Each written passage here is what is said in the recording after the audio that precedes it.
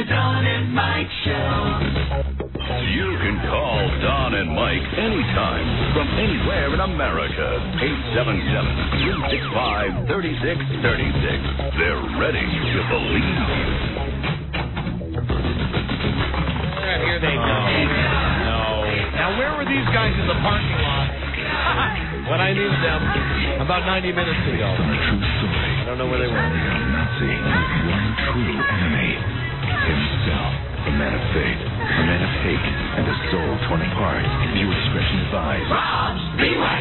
And good afternoon, Mr. and Mrs. New Jingles and all the ships at sea. Hey, dudes in doo-doo. Yes. They are feeling groovy. John Geronimo. Michael Mayer. Yeah. It is great today. Hello. Thank you, Rob, and I thank you for listening, everybody. Don and Mike Show. A new episode on this Tuesday. Hey, Buzz doesn't know we're on the air. Buzz doesn't know we're on the air yet. Right. So should we shut everything down? Yep. Just keep. We just gotta make sure that the alarm doesn't go off. Hi there. He's just figured it out. Yeah, I think it's good. He's just figured it out. Hi. How you doing? How are you? Hi, Don and Mike. Hi, Burbank here. No, you missed your spot. How's your focus? I'd say it's unfocused. We start the show at 3 now. Buzz, yeah, I'm gonna have to fix this watch. You missed your spot. We were up to this part. Yeah. Oh, we'd gone past that, and I was ready for you to say your. Time flies. The Hi Don and Mike, Buzz Burbank here. Yeah, and Mike was right there with the Tuesday. Yeah, I miss that sometimes. You've seen me do that before. Yes, yeah. I just flat didn't have the radio on. I didn't even mention 12704. What's that? That's the date. Yes. And I should have known that. I am so sorry. Here is our phone number. And you're right in the next room. Yeah, I'm here. You're right in the next room looking at you. Who can blame him? Today, it's havoc around here. Phone number 877-365-3636 from anywhere in America. From Canada, 800-636-1067, Washington, D.C. on WJFK. Call 202-432-1067. We accept your calls if they're exotic, exciting. If you're talking about what we're talking about, that's great. Otherwise, just shut your pie hole and wait until the rotating random phone scan. Right. So, having said that, go ahead, give us a call. Not only the weather, Mike, great pre-show happening occurrence for me, and Buzz was a witness. And Buzz, you're going to appreciate this even more. Probably after you find out who the guy was. So I pulled into work at the same time as Buzz. Right. Now. It's snowing and sleeting and it's icy. Very icy. It's not really an ice storm that we're having here in D.C. It's just plain miserable. And parking spots, but because they've plowed the parking garage, the upstairs part, right. The parking spaces are at a minimum. Right. So it really pays to have a spot. Yeah. A reserve spot. And it's in your contract. We're very thankful for that. And we've been through this a million times, and it's painted real big on the entrance to all of the tiny spots which are really not big enough to get your car into. Right. But it says, reserved WJFK or reserved for the title company that we share the building with. Right. Well, I pull in, and of course, naturally, there's a guy in my spot. Now, the spot right next to me is Mike. Right. And what we normally do is park the guy in so that he can't leave. It works best for me because you get here before I do, and normally if a guy is in my space, I can park in front of you and park in front of him, and I just go upstairs. I don't report him to anybody. I don't know. I wait for them to find me. Let him go through the hassle. Well, the deal is that the guy has got a parking spot in front of him that he can just pull out of if I pulled behind him. Right. And the spot in front of him is not big enough for me to get my vehicle into. I've already tried to just take the other parking spot. It didn't work. You did the maneuvers. So I'm sitting there, and I ended up kind of parking him in halfway, blocking your spot, Mike. But I mean, after the drive today, because it's not the easiest of drives today. Yeah. It's kind of a pain in the ass. Just as I was reaching for my cell phone to call somebody in the building to say, please have this guy move his car, Buzz said, I just called for you. And I said, well, fantastic. Well, as long as we're waiting, why don't we, talk about the news today? Because Buzz and I always have a meeting about his news show. So we had our little meeting, and the guy came down, and the guy, and it's a nice car that the guy's driving. It's a nice German car. Okay, so the guy comes down, and he says, very nice. Yeah. Probably with the German car. Right. The guy says, and this is his opening line as he walks down, I'm just standing there waiting with Buzz, and I don't have him parked in or anything anymore. I'm in the fire lane. He says, well, excuse me, I didn't realize I was in a celebrities spot. That's what he said. And ho! And I said, I beg to differ, not a celebrity, just someone who has worked in this sweatshop for 13 years, and after 13 years realizes that a reserved parking spot is a perk, especially on a day like today. He said, oh, that's fine, no problem. He gets into his car, and he says, as he's shutting the door, I'll just pull into the spot next to this one. Right. Now, that's your spot. And again, right behind it, I mean, as you pull into the parking lot, you see these giant painted letters on the asphalt saying reserve. Right. I said okay. So I knock on the guy's window, right? You did not. No, I didn't. I did. I give him one of these. We all share that camaraderie. Yeah, that's true. I give him one, hey, yo. And the window comes down. I say, you can't park in this one either. The guy that I work with, he same thing. 13 years, it's his spot. So then the guy says, where is Cameron's spot? That's Cameron's the program director. Oh, so he's doing business with the radio station. Yeah, apparently. hold on. Yeah, not with the title company. So I say to this guy, I don't know what spot Cameron's is. All I know is that this one and the one you're trying to pull into right now are reserved. And it says so right behind the car. Right behind where you park the car. You can't miss it when you're pulling in. Both these spots are reserved. I don't know where you can park. And the guy said, okay. And he parked his car up on the upper level. And then as he was coming back down, he said, oh, celebrity spot.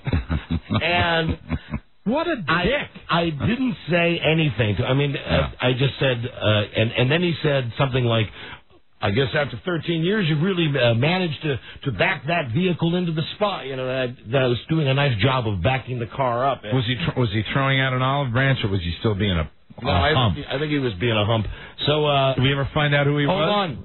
This is the best part. Okay, good. I'm glad there's the best part. So I get here, and I sit down in the office of Charles Broyhill, our producer, and I say, what's happening? And we start going through the stuff, and he says, blah, blah, and I say, blah, blah, and I say, boy, I almost called you. There was some dick that was parked in my spot and said this thing about, didn't mean to be in the celebrity spot. And I said, but he came back, when he came down to move, he asked for Cameron's spot, so he must know something about how this building is. Right. And he said, oh, I know who that is. That guy's name is Wes Spencer.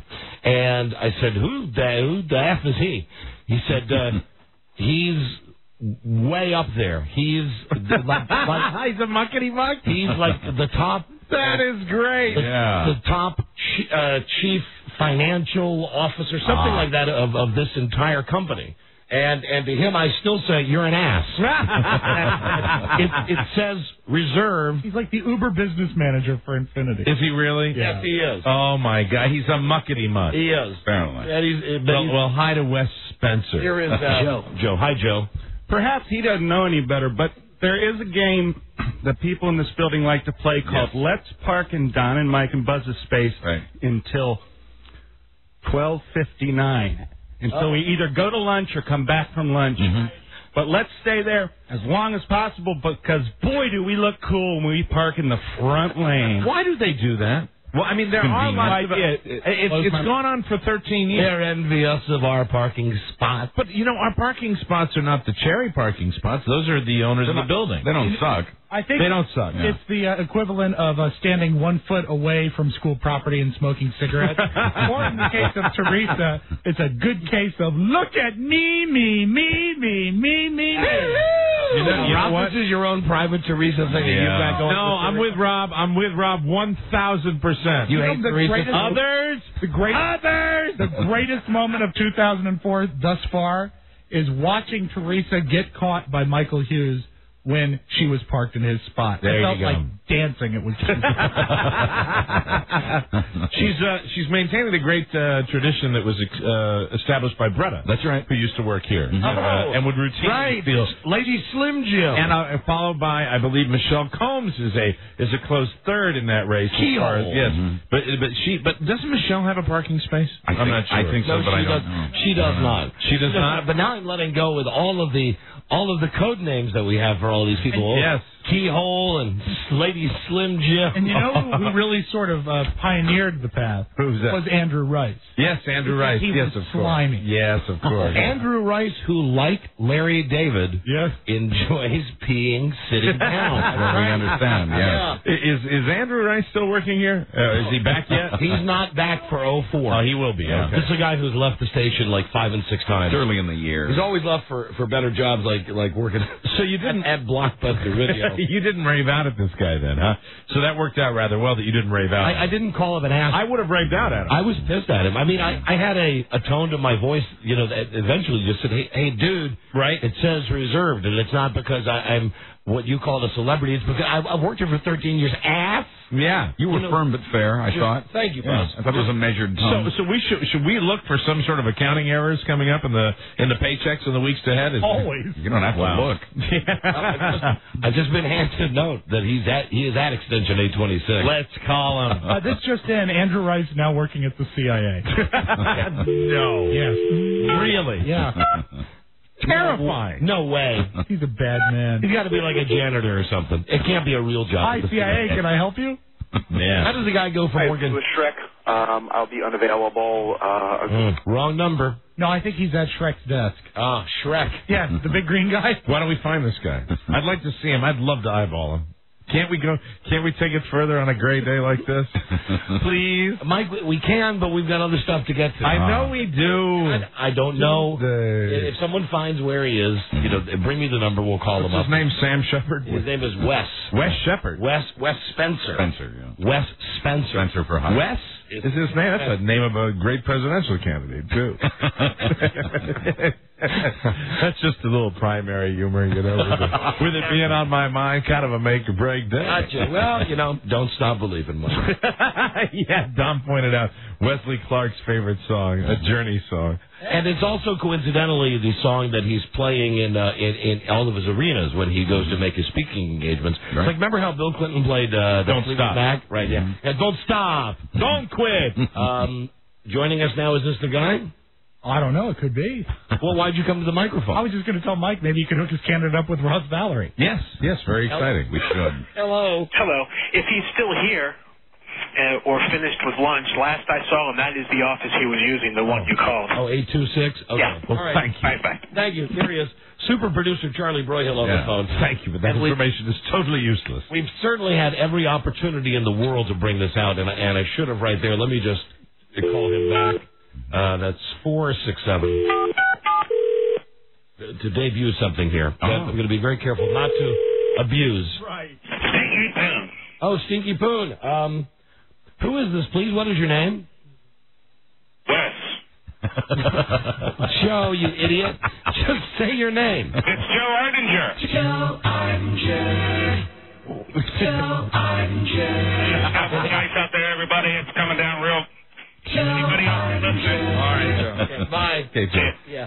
Everybody We gets a can jingle. keep Joe on the line, have him play catch up for the rest of the bit, but Everybody gets a jingle. I'm a jingle junkie. I love jingles. Oh, I'm a jingle junkie. I cut my teeth in Top 40 radio. I love Top 40 radio. I love Top 40 jingles. We play jingles on our show the whole time that we've been working together. We played jingles when they weren't cool, then when they were cool, and now they're not cool again. They're not cool again, which makes them even cooler. But the thing, and I've had this argument with these dumb radio executives. I'm not going to mention anyone in particular, but the name Michael Hughes just came to me. That it's he's stealing anybody's parking spot. Oh, he's got one. That jingles are a very good way of getting people to remember something. Like, for instance, how did you learn your ABCs? Well, you sang that stupid song. That's right. And everybody knows jingles, and for some reason they're not cool anymore, but You know, we use this one all the time on the show. The Don and Mike Show. Right, it's a little happy song, let you know that our show is on. Right. And then we got some other ones that we played just when we were in our local breaks on WJFK, like these. The Don and Mike Show. WJFK. Right, those don't air on the network. That just runs on the local before we go back on the network. And you've got. Don and Mike. WJFK. That's my favorite right there. But we didn't stop there. We got name sings. Yay! For everybody. Now, you've already heard. Joe Arnger. I love that. Which is funny. Come in handy, too. Always funny. And Rob used to have a shout. Now. Rob Speedwack. There's nothing like it. You're in this business. You hear your name sung. Yeah. Mike, get ready. Mike O'Mara. Oh, that's nice. Then you have our super producer. Charlie Broyhill. And something special for Buzz. Michael Elstern as Buzz Burbank. Wow. And I got one, of course. Don Geronimo. And I was thinking in my radio career, I've had like maybe 50 of these names. Right. But never have I ever had one with my real name. Michael Source. That's great. So those, That is awesome. those will just come into play on the show. Like when Joe called, you know, if only he would have said Joe Arninger, and I had said, you know, Or you could just say, Stinky Poon. all right, then you hear. Joe Arnger. Boy, those are rich. Yeah, and thank you. Well, I'm saying thank you. We paid for them to the Jam Jingle Company from They're Dallas. truly the best, and if you care, that is actually the sound of 21 voices. 21 voices Yeah. singing That is that. cool. It is. And who's this on the inside line now? Hello? Charlie Broyhill. Oh, he wants. Hold on. Thanks, Bush. Charlie Broyhill. He'll take either one of those. I got to learn where the buttons are. Oh, that's great. That's all. Yeah, so we've got those. Hi, Don. It's me. Who, Mike? It's me, Mike O'Mara. Mike O'Mara. Hi, Mike. It's me, your friend Don Don. Geronimo. Or am I speaking to you as? Michael Source. Hey, where's my best buddy? Rob Speedwack. And I'm really two people. Michael Elstern as Buzz Burbank. Who's high? Joe Arnger. Oh, man. Get ready. They're there. You know, I know this guy that watched Mrs. Doubtfire today. Mike O'Mara. I know a guy who took about 1,000 pills today. Joe Arnger. I know this guy that woke up with Frida this morning. Michael Source. I know a new guy who's getting a new TV set. Rob Speedwack. I know a guy who's going to eat an S sandwich tonight. Rob Speedwack. I know a guy who Because missed he the spent too much money on the TV set. I know a guy who missed the opening of the show. Michael Elstern as Buzz Burbank. I know a guy who's having a hard time keeping track of these buttons. Don Geronimo. But he'll figure it out because he's got the brain of... Michael Source. awful if I had the brain of... Joe Arnger. Nothing would happen on this show. Oh, that's funny. I like that. And is that all right that Mike said that about the TV? Is that how you want Carrie, your wife, to find out about it? She's not listening. Well, wait. Your wife, I thought everybody knew everything. I thought you were already in trouble. No, not yet. He's not in trouble yet. There was a matter of price. It's her fault. Price adjustment. It's her fault. Here's the... That's Somehow it not always necessarily is. the best I'll tell strategy. you whose fault I'm it no is. one to discuss marital strategy, but, you know. It's the fault of Carrie, Really? my wife. Although she will think that someone else is at fault. And, I know she's... Rob Speedwack. Could you stop it? You're going to wear him out. Could you stop it, please? So today I'm at home. Yes. Oh, and when I'm at home, incidentally, I'm known Michael as... Source. Right. Hi. Hello. And, or no, actually, I was trying... Michael Source. First I called... Mike O'Mara. Yes. And I couldn't get him. Then I called... Rob Speedwack. And I couldn't get him. Did you call the guy in the studio next door? No. He's not playing it. That's No. funny. That's even funnier. I called to tell Mike... I saw the funniest thing, and this ends up getting around to Rob's TV. I was watching. I know you're wondering who watches these press conferences at the Super Bowl. I do. I do. Michael Source. I do on the NFL channel. Right. And they were having the Carolina Panthers media day at the Super Bowl, and the quarterback, and I know that Jake Delhomme has been compared to the Water Boy, and that's his nickname. I've never seen the guy really interviewed long form one-on-one. Now, is he a Bubby Brister, Bayou, Brett Favre kind of guy? He makes Bobby Brister look like Donald Trump. Is he a Bayou like Southern Louisiana type guy? I am not exaggerating when I tell you. Jake Delhomme, it sounds like you're French. No. He has kind of this sound to his voice. Hello, I am not bright. You know the way that we do that thing? And what is the great barometer of intelligence on this show? It's always been, if you say, and whatnot. Yeah. Whatnot is not allowed on this show. We don't like whatnot. That shows us that you're just flat out a moron. You are dumb as a box of cotton balls. Well, I'm watching this guy, and within 3 minutes of him answering a question about if he thinks his success is anything like Tom Brady's or Kurt Warner's, he drops in 8 whatnots. Wow. Well, Tom Brady, that's a record. Tom Brady is a good quarterback. He's been here and whatnot. And Kurt Warner went through an awful. I was with him with Amsterdam and went to training camp and whatnot with I mean, there was 8 whatnots in a row. That is a public speaking world record for whatnots. I mean, almost worse than that. I using himself in third person. So I call Mike. I can't get Mike. I call Rob. I get Rob's wife, and Carrie says, no, he's not here because his TV was broken. Said Rob is out getting the TV fixed or figuring it out. I said, oh, good. And she said, but I told him, absolutely, he's not allowed to spend any money at all. All right. And I said, oh, all right, well, good for you. I'll call him on his cell. Bye-bye. I hung up the phone. She truly did say that. Now I feel like I've busted you. No. Because I didn't know that. I thought it's fine. I thought that was already known. He was going to have to tell her at some point. Yeah. How were you, just out in essence, it's out now, how were you planning on letting her know? Well, I would start by telling her what a great deal it was. And Rob? Okay. Yeah, but had to step up a little bit. I have to tell you something. Yes? That you're so much like me, Frida, that you don't want, you're afraid of her and you don't want to tell her. Do you realize that downstairs, that when you told me how much extra it was going to be, that just while you were telling me, it went up $100? No, did it? It did. It's like $300, isn't it? You started saying, and it's only going to cost me $200. Oh. And then you said, and after the guy came back with the thing, it's only going to cost me $300. It's telling is what it's doing. The story is forming. Yes, it is. But it comes with a built-in DVD player. So you didn't feel like making a phone call and letting her know? Well, she's very busy. She's busy. She finds out. Who's very busy? Carrie. My wife. She can't hurt him here. We have all the receipts. If she's really upset, she can get a price adjustment or something. That's what she does. So we carry it back on her back. We were on the telephone. Drink the NyQuil, dear. And she's saying this, and then I came in and Rob pulled in and said, "Man, I got to tell you about the deal I got nothing but praises for it. Who is it? Circuit City. Circuit City did a great job. They took his busted TV and he got a better TV. It only cost him $300.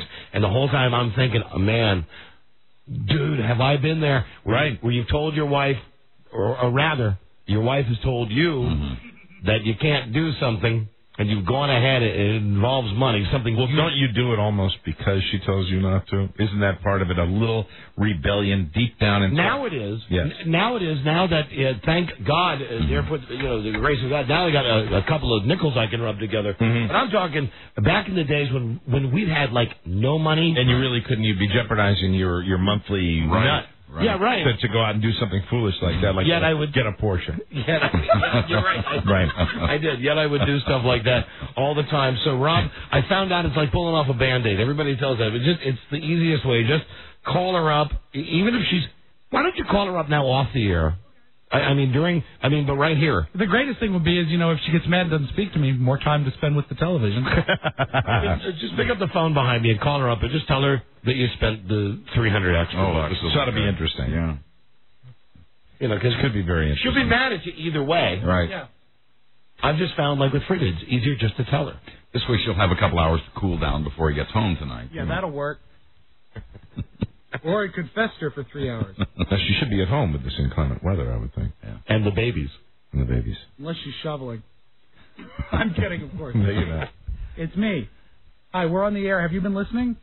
Tell her she's not on the air. No, you're not on the air, but we are. I just want to let you know that in order to make the television deal go down right, we had to kick in $300. She's talking now. He's listening. Okay.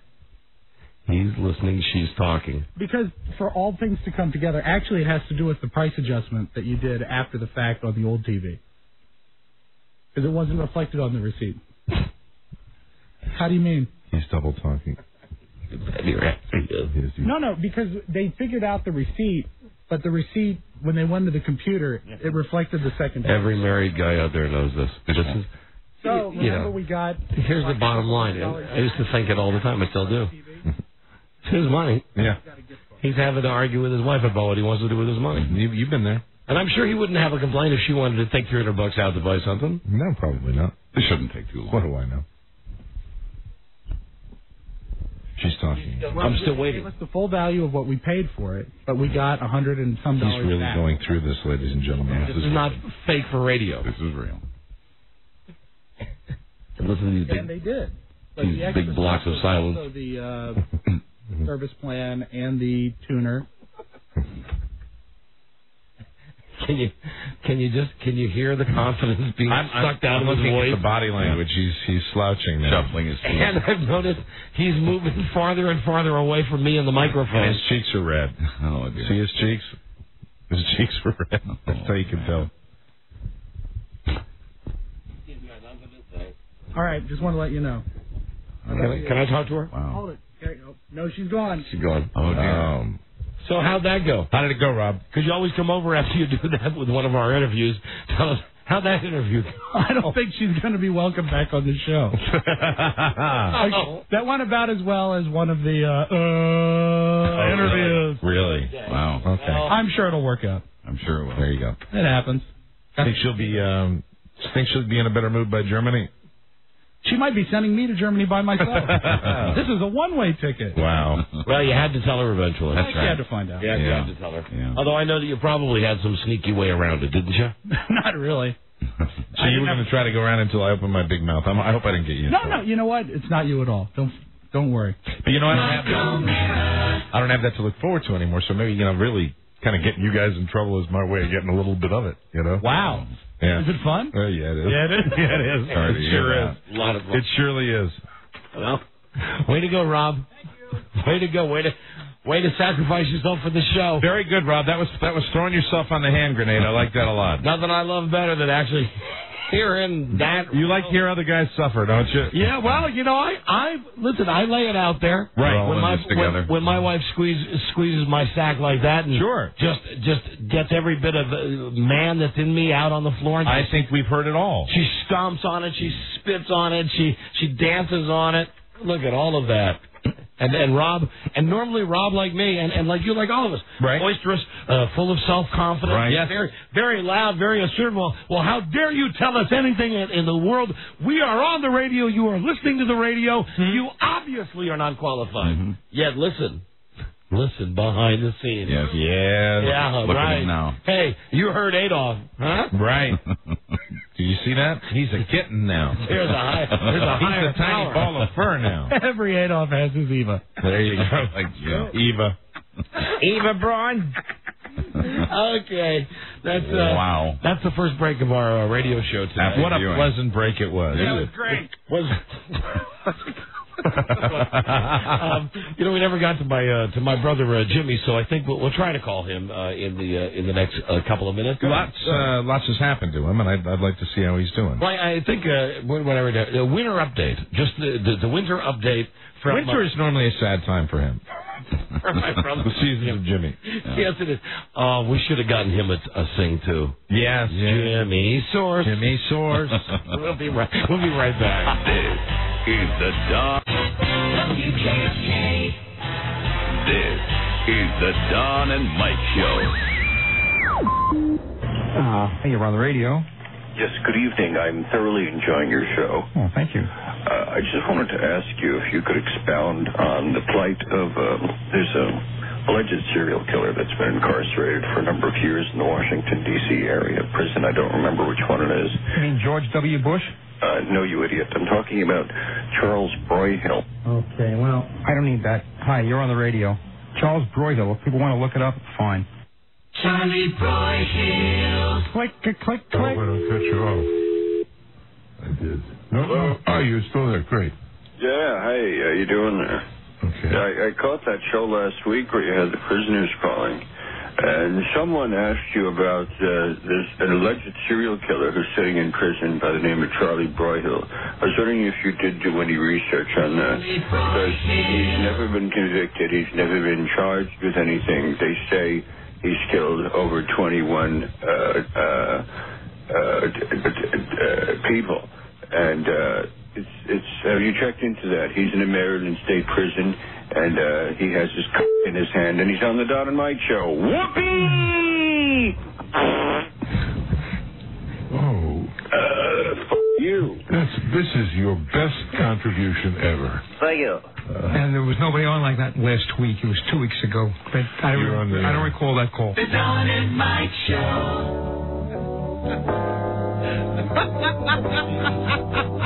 Pretty good, perfect guy. Wow, pretty good. They'll put more cash in your khaki pants. Don and Mike. You know, it's been a while, hasn't it? Yeah. What is the radio station that just allows the F-bomb on the air? And F-U. Wow. Which is really, whoopee! And also the added, like, what? No, you idiot.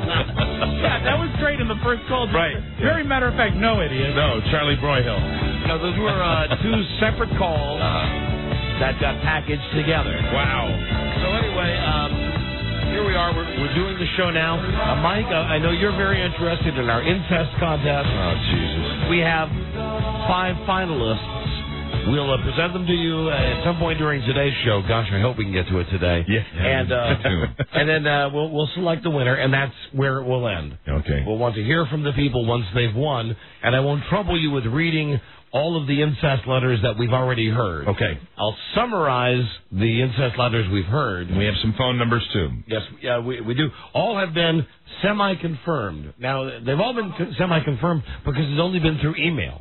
Yeah, and when we confirm, that means that there's somebody on the other end of the line. We still hold out. I still, as a crap detector, hold out the the penthouse letter thing. Yeah, right. Which is some why of these is possible. When we get to the 5, we'll pick the one that we like the best. Right. Then we'll email the person back, unless they've included a phone number, to say, okay, now you got to come on the show, right, and verify this. And just so you know, it's the best kind of incest we're talking about, just brother and sister action. Yeah, well, I'm feeling queasy already. Although the one letter did make the finals that the dad was involved in camping. Yes. But that was way after they were 18. Right. The dad took them camping. I bet you'd rather that we called my brother right now. I'd rather do anything than that right now. You know that, though. My brother, although, come on, some of these incest letters have... No, I'm not coming on this one. No. I'll sit over here and, just do what I normally do. Chuckle quietly to myself. Some of them have been funny. There's been a chuckle in some of these, yes. But by and large, it's that same feeling I get when someone actually runs not even fingernails, but some metal device across a chalkboard. Oh, then you'll enjoy my report on incest in the news. Oh, really? Yeah, all right. Yeah, it seems to be quite the theme lately. I want you to know that he's operating on his own there. Right. I didn't go to him and say more incest. Well, he's with you on this. See, you don't need me for this because he's right there. He's real giddy about it. As a matter of fact, he's giddier than you are. I know why you're doing it. I'm more worried about him enjoying it. I was an only child. Oh, God, that's sick. Okay, my brother Jim, who I'm sure... probably thought of incest when we were growing up. I'll ask with him you. Yeah, gay incest. I'll ask him that question. Very good. Ever thought about some hot brother on brother action? We've not had him on the show yet in this calendar year. He's in Wisconsin, where they're getting some real weather. Unlike here in D.C., where we're getting a combination of a little rain and we are getting drizzle. As much as I hate to admit it, we are getting the wintry mix. Yes, we are. Pain in the ass. But Mike gets the best mix. Yes, the best mix. That everybody can agree on. Of the morning, the midday, and the evening. So I know that he's getting some weather. Hey, dude. Hey, man. Hey, homo, here he is. All the way from America's heartland, the Dairyland, Wisconsin, my brother Jim. Hey, Jimmy. Hey, Woody. Jimmy, suddenly got a little throat problem. Yeah, I do. What's the prognosis? I don't know. I haven't been to a doctor. You have not? I just losing my voice, hacking up phlegm, Yeah, I can relate. I got a little of that myself, and it's not fun. Hey, did you ever think when we were growing up, did you ever think about incest with me? What? It's just a question I'm tossing out. I never did, but I was wondering if you ever did. No. Okay, good. That's the right answer. You guys never saw each other in the shower or anything. That's right. What was your answer? He said he was totally into it.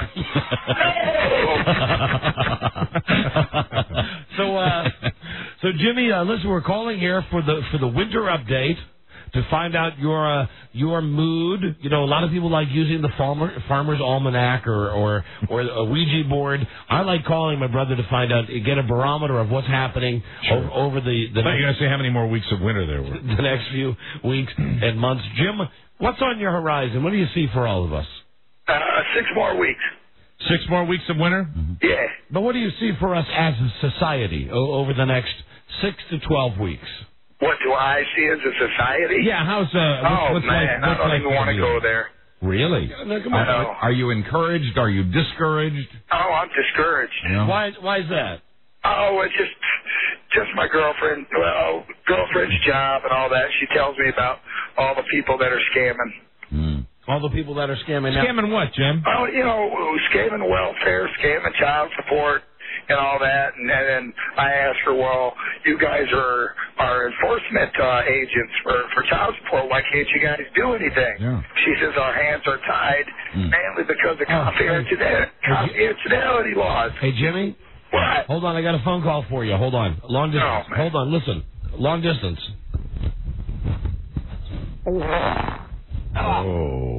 Oh, that was deep. Wow. Did you recognize that voice? No, I didn't. Did you hear that, Jimmy? I barely. Yeah. Well, he's sick. Wasted a great fart on him. Jimmy, that was him farting into the phone. Oh, my God. Oh, my God. So, okay, we all do it. My wife will kill me. She will kill. Rob, you did it, so I'll do it. I just want to say today, funny, great thing, great funny. My wife had been. You get a little bit of that over there. Just a sasson, just a taste. Don't forget what you sent over my way yesterday. Oh my God, yesterday, and they weren't that loud either.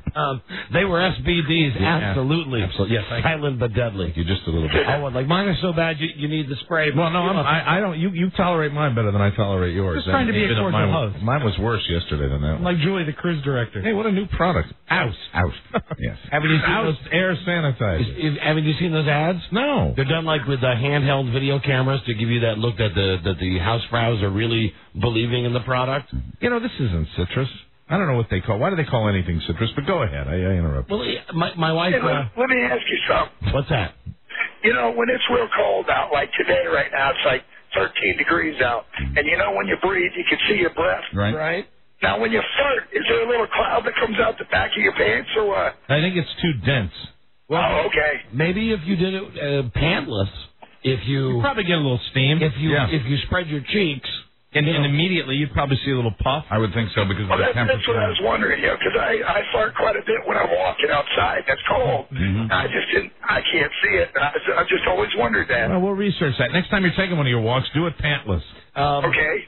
So today, my wife is downstairs doing her workout, right? And she's leaving the area, and I'm going to get on the treadmill, and there's a bathroom downstairs by Grandma's room, and I walked into just an absolute wall of stink.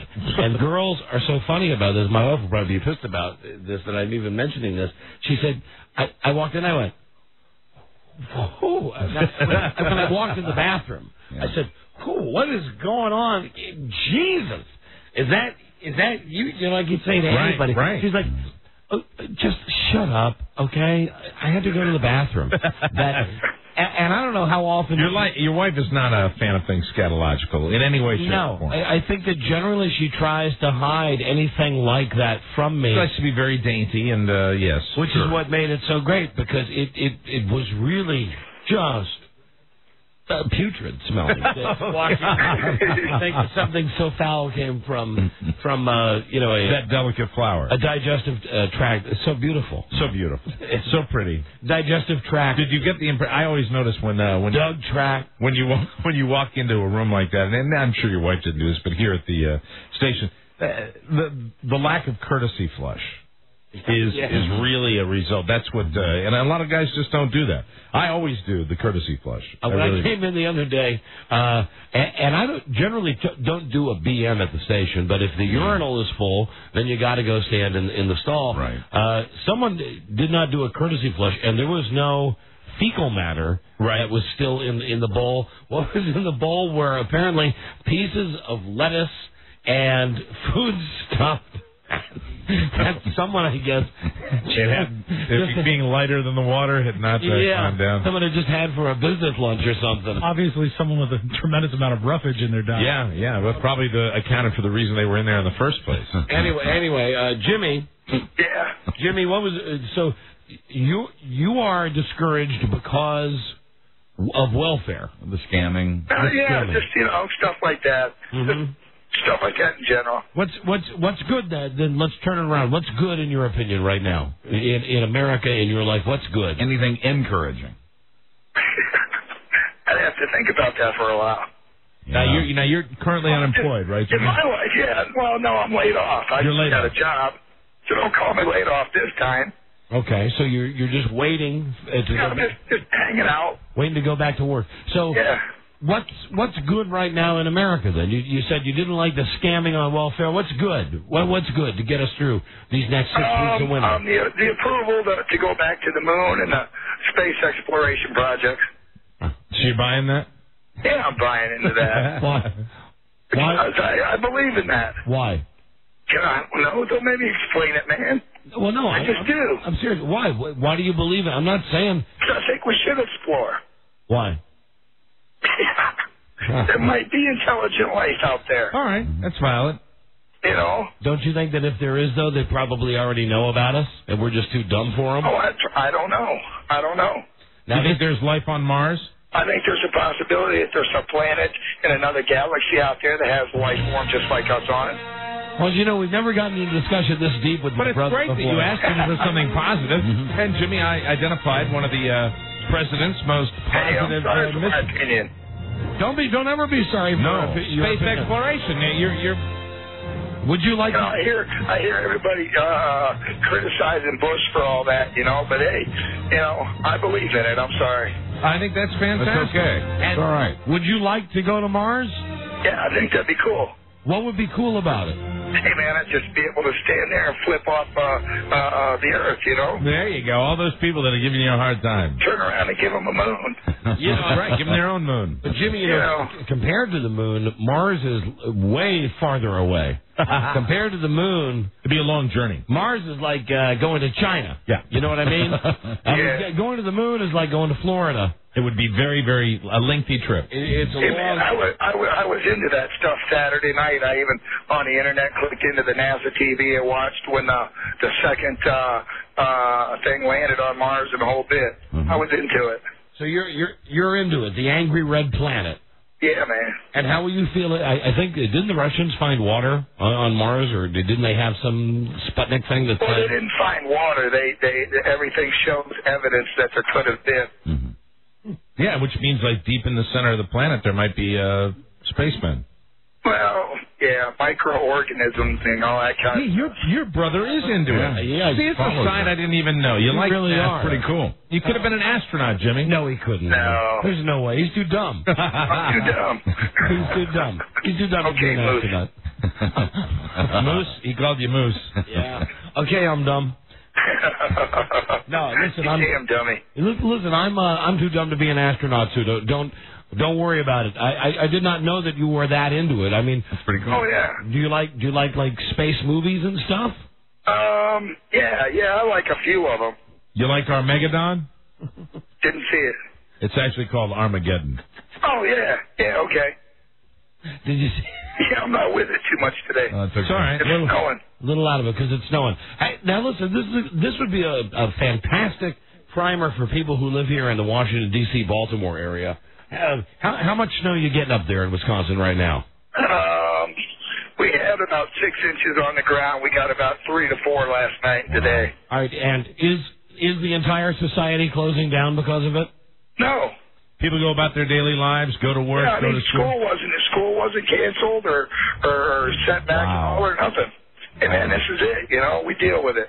That's how you deal with it. There you go. It's not like paralysis where you hear people on the news, you know, like the dads or this, and they go, yeah, I just figured I'd stay home. There was a lot of that today. Yeah. And then I heard the part about the government shutting down. Yeah, or liberal leave or whatever they call it. They got like a million things to F off. So everybody can get out of town before the big crazy storm gets here. You know, and one of these times... Oh, yeah, it's nothing around here, you know. And the federal government today will be allowing people to leave 3 hours early. I fully realize... Why go in? And one of these times I am going to be proven wrong. One of these times they're going to luck out and there is going to be some major storm that actually does paralyze the area. Right. And perhaps even kills me. And then they'll be able to laugh and say, see, he never believed us. But this one time... We've gotten 14 inches of snow here. 14 inches usually. It's a little over a foot. Is what shuts things down. I think people have a lot of trouble with it. But what we have here today, as opposed to what they have in Wisconsin, is nothing. Sounds like they've got a total of maybe 8 or 9 inches of snow in Wisconsin. We've got 5. Is it still snowing there now? Yeah, over by Kenosha. Over by Kenosha there. Yeah, hey there. Well, that's Snowbells up there in Wisconsin. And hey, let me just ask you, who's the best brother in the world? You know what my brother got me for Christmas? I have not even mentioned this. What? I thought that he had gotten me every possible Green Bay Packer product that was available. No. I'm talking now the Green Bay Packer, what do you, it looks like a helmet. It's a tape measure. Oh, a Green Bay Packer tape measure? Yeah, it's like one of those big ones like you get at Home Depot. The kind that you gotta love it. You put on your belt, and it's the giant Packers helmet.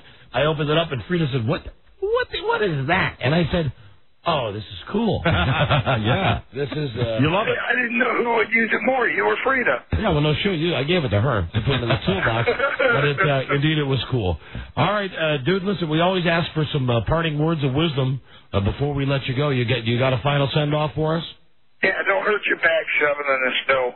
Very good. Great advice. Coming from the snow belt, one of the snow belts in the United States. All right, and Jimmy, NASCAR, who do you like? And then NASCAR starts in a few weeks. Jeff Gordon. Jeff Gordon, of course. That's right. I forgot you like that faggot. Oh, man, don't even start. And who you like in the Super Bowl? Philadelphia.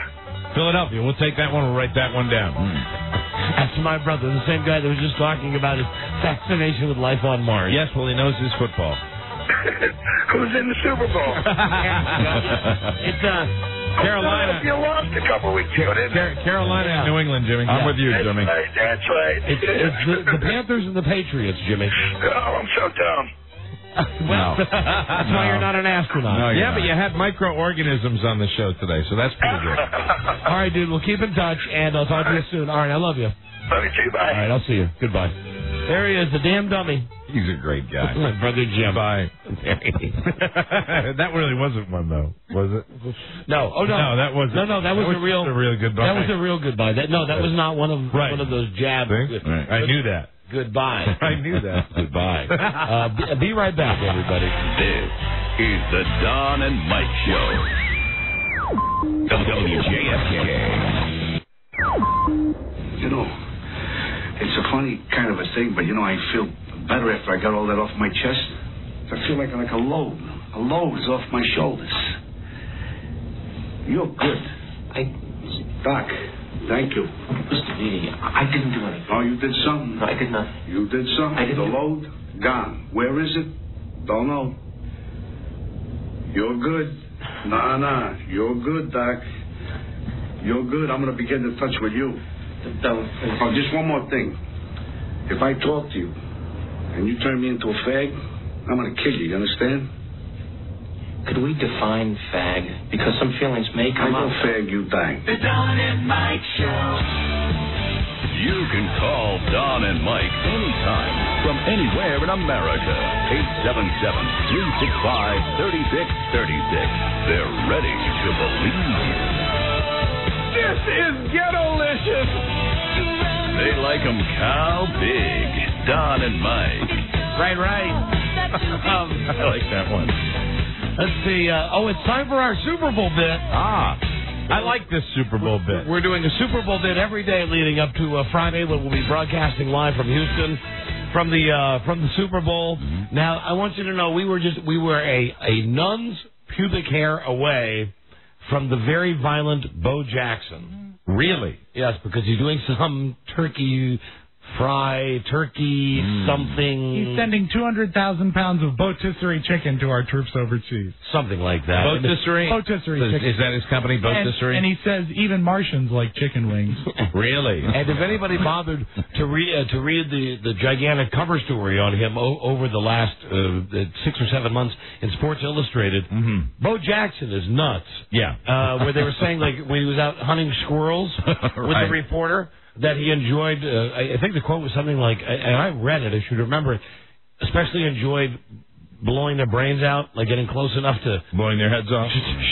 shoot their Those heads nasty, off. vicious squirrels. Really? So Bo Jackson might still call... Where'd Rob go? Rob left. Because he told me Bo Jackson, just so you know, might call today for our wacky Super Bowl bit. Cool. But we're not sure, so we got some other guy. We're moving on. Let's talk Super Bowl. A psychologist is using psychology, to predict Carolina will beat the Patriots. This dude's name is John Murray.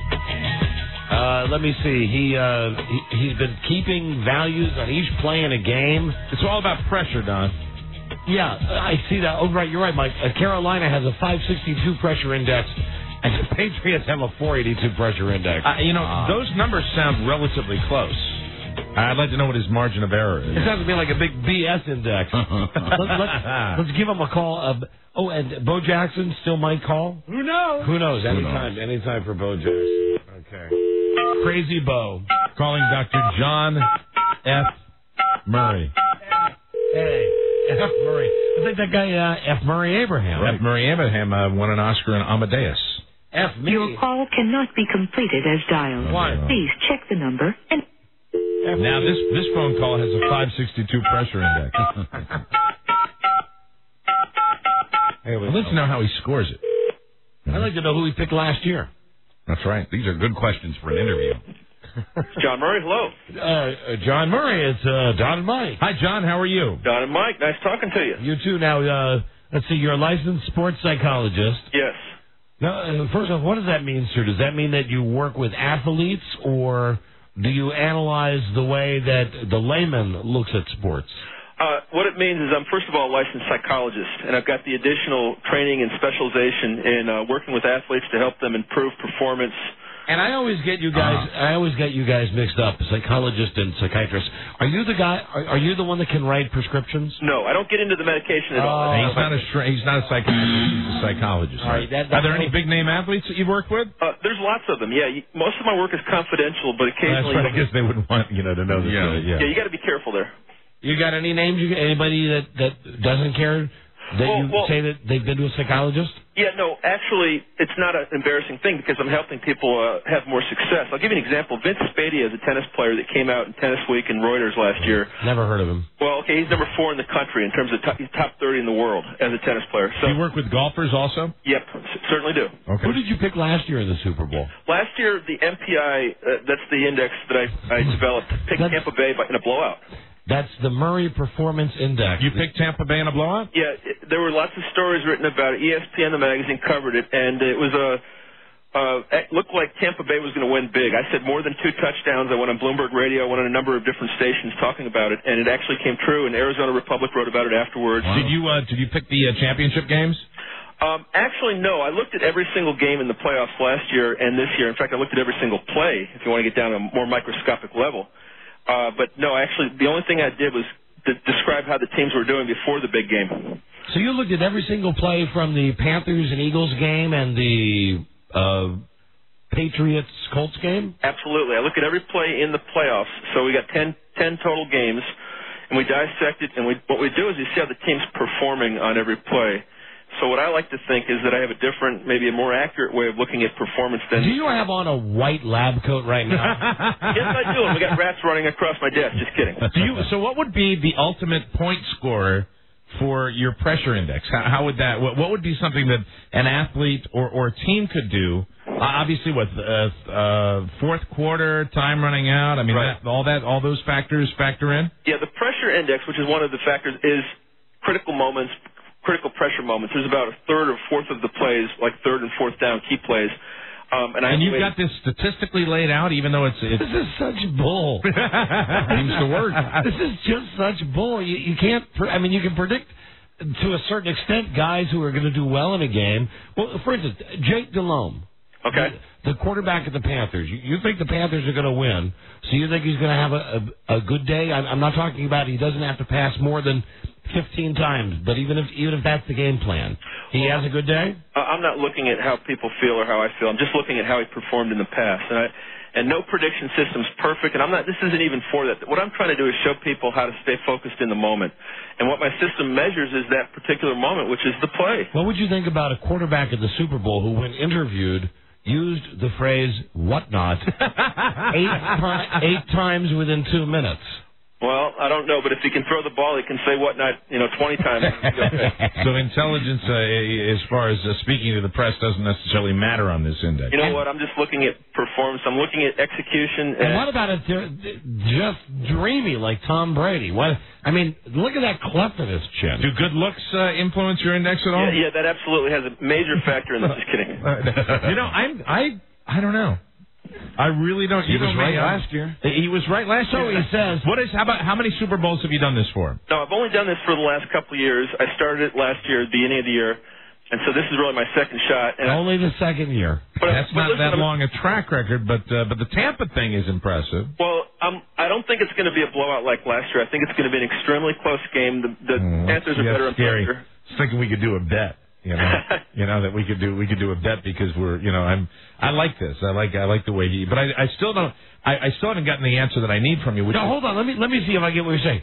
You would do a bet with me, and you would take the Patriots. I'd take the Carolina Panthers because he's saying it's going to be that they're going to be. But either way, regardless of who I would take, even though the Carolina Panthers are underdogs, you would take the team based on some quack that we're doing on our Super Bowl. I like the theory. I do. I like the pressure index. I wish I could have become a quack with 10 years of graduate school and 3 advanced degrees. I wish that was so easy. Do you do it for baseball too? It can be done. I work with athletes in all sports. I haven't developed an index for that, but do you think you could do the same kind of index for baseball? I'd have to look into that. I think I apply the principles in all my workshops and lectures and so forth. I would assume, John, that it would probably be easier for baseball. It really would. You're talking about a pitch and so forth, but for this particular sport, I think my knowledge and my understanding of statistics comes to play here too. I like to think it's a little more accurate than quackery. Come on, man. Come on, man. You guys are fun. You know that? We're gonna have to agree to disagree because this fascinates me. So you believe in the Murray Performance Index? I'm a big baseball fan, and statistics nowadays in baseball are so huge. It's all about. Right here, in the ticker, that cannot be computed. It's all about the pressure, and I like statistical analysis of the pressure moments. I do like that. So I like now that a lot. So I don't know. What worries me is that Dr. Murray is saying that it's it's close, and I see that the 562 to 482, that's too close. Did you pick Tampa in a blowout last year? I actually did. I went on Bloomberg Radio and said they'd win by more than 2 touchdowns. Now last year nobody was doing that. Well, I don't care what everybody does. I was looking at my partner. I was looking at Don. I was looking at my skeptical partner over here. Okay. Yeah, but I think you could find guys last year if you bothered. Sure. It's like even a blind squirrel. You could find one of those guys in the back of the sports section, one of those, my parlay will be, No, and I'm sure that here's my only problem with this guy. He's throwing darts and just making it up? The fact that he's a quack. He's not a quack. He's only done it for 2 years. Right. Like the second reason. You want to impress me? Get it right this year, then get it right next year, and then get it right the year after that. Get like 4. I'm not saying you have to predict who's going to be in the Super Bowl. just predict the winner. 4 years in a row. Well, you know what? This is based on reality. A lot of people talk, but I'm not. It may or may not work this year. But the fact is, they did perform that way, and it looks like Carolina's a little stronger this year. That's all I can really say. And you're talking about your analysis, your statistical analysis is on the pressure plays. Everything. It's not just the offense, defense, and special teams, and how the team did in that particular moment. So most people look at 2 or 3 flashy plays. What about like in the Patriots game, where you got a ball that's tipped and then tipped again and then tipped again? That's not pressure, my friend. You know what that is? That's luck. That simply is luck. Okay, but I'll look at where the pass was thrown, for example, in terms of how they executed. And if there's some luck involved, I'm going to take that factor out. So I'm looking at actual performance, not the outcome. And that's what I'm trying to do so much in my work with athletes, is help them to focus back on what's important, which is the moment, and getting back to that, focusing. Who's the most effed up athlete that you've ever tried to help? If I said that, I think I'd be in trouble. But now, without naming names, are there a lot of NFL guys that come to see you because their head is not right? I mean, people do come to see me for issues. I was written about, for example, in Sports Illustrated, they covered article. Sorry about that. Depression. There's all kinds of issues that come up in sports. But didn't this really get its genesis with golf? Didn't golfers really first get into this going to see sports psychologists? I think so, because 99% of the time you're walking to the next shot, and so that one shot is so important. But the trend is changing. People in football and baseball and basketball, they're all starting to get more involved in this. Sure. Okay, Doc. Hey, listen, I tell you, I got a theme for you right here. Listen to this. Now you're not. You're playing the carnival music. Yes, I am. I'm 100% behind him. In fact, I'm going to go see him for my golf game. I'm going to go see Dr. Murray. I am. Dr. Murray with his fantastic... Now, listen, you might be a good sports psychologist. I'll give you that. But as far as picking Super Bowls, you're 1-0. Well, you've got to promise to bring me back on after Carolina wins this game. Oh, that is an absolute promise. Cool. Okay, and also, listeners out there, go to smartproinsight.com. That's where you can see all the numbers and make your own decisions. Is there a picture of you there? You know what? I know you. You'll go to that to look at it. Just go to smartproinsight.com. You're a football junkie. No, I'll go there. I know. I'll look at the website. I think the guy's a quack, but I'll go to his website. So check it out. See if I'm a quack. I don't think. Make your own decision on that. Okay. Speaking of, I went to maybe the funniest site that I've seen in a long time. It's what's that thing, that people mover thing, the Segway. Right. It's a site. Maybe it's www.extremesegway.com. Right. And it's a goof site because that Segway thing. Is that the little motorized scooter with the 2 wheels? Right. Yeah, and it goes like 5 miles an hour. Side by side, right? And they've got guys wearing helmets and like X Game gears, driving up over curbs. In the Segway? In the Segway. But the curb is just a regular curb, and the Segway only goes 5 miles an hour. Do you do pressure analysis for the X Games, Doctor? Oh, absolutely. Hey, Buzz pulled up his website, and take a look at it, Mike. The picture's small, but it's Let me there. see. Look at the picture and just tell me the first word that comes to your mind isn't quack. Look at it. No. Look at No, totally legit. No, you guys will. I appreciate your humor and also bringing this to light. More people need to focus on the moment. So are you confident, if you were going to give a percentage for confidence, how confident are you in your pick for this Super Bowl? Oh, gosh, I can't say that. Come on, you're under pressure. You're under pressure, Doctor. Don't be like one of those weather guys. You think that Carolina is going to win. Let me tell you this. Last year I was 100% confident because the numbers were so clearly in Tampa Bay's favor. Okay, This year it's a very close game. But the pressure situation seemed to favor Carolina, as well as the defensive advantage. Their defense seems to be better than... So give us a point total. Well, I'd say it's maybe somewhere between 4 and 7 points in Carolina's favor. But so less than a touchdown or less? A touchdown or less in Carolina's favor. Stop it.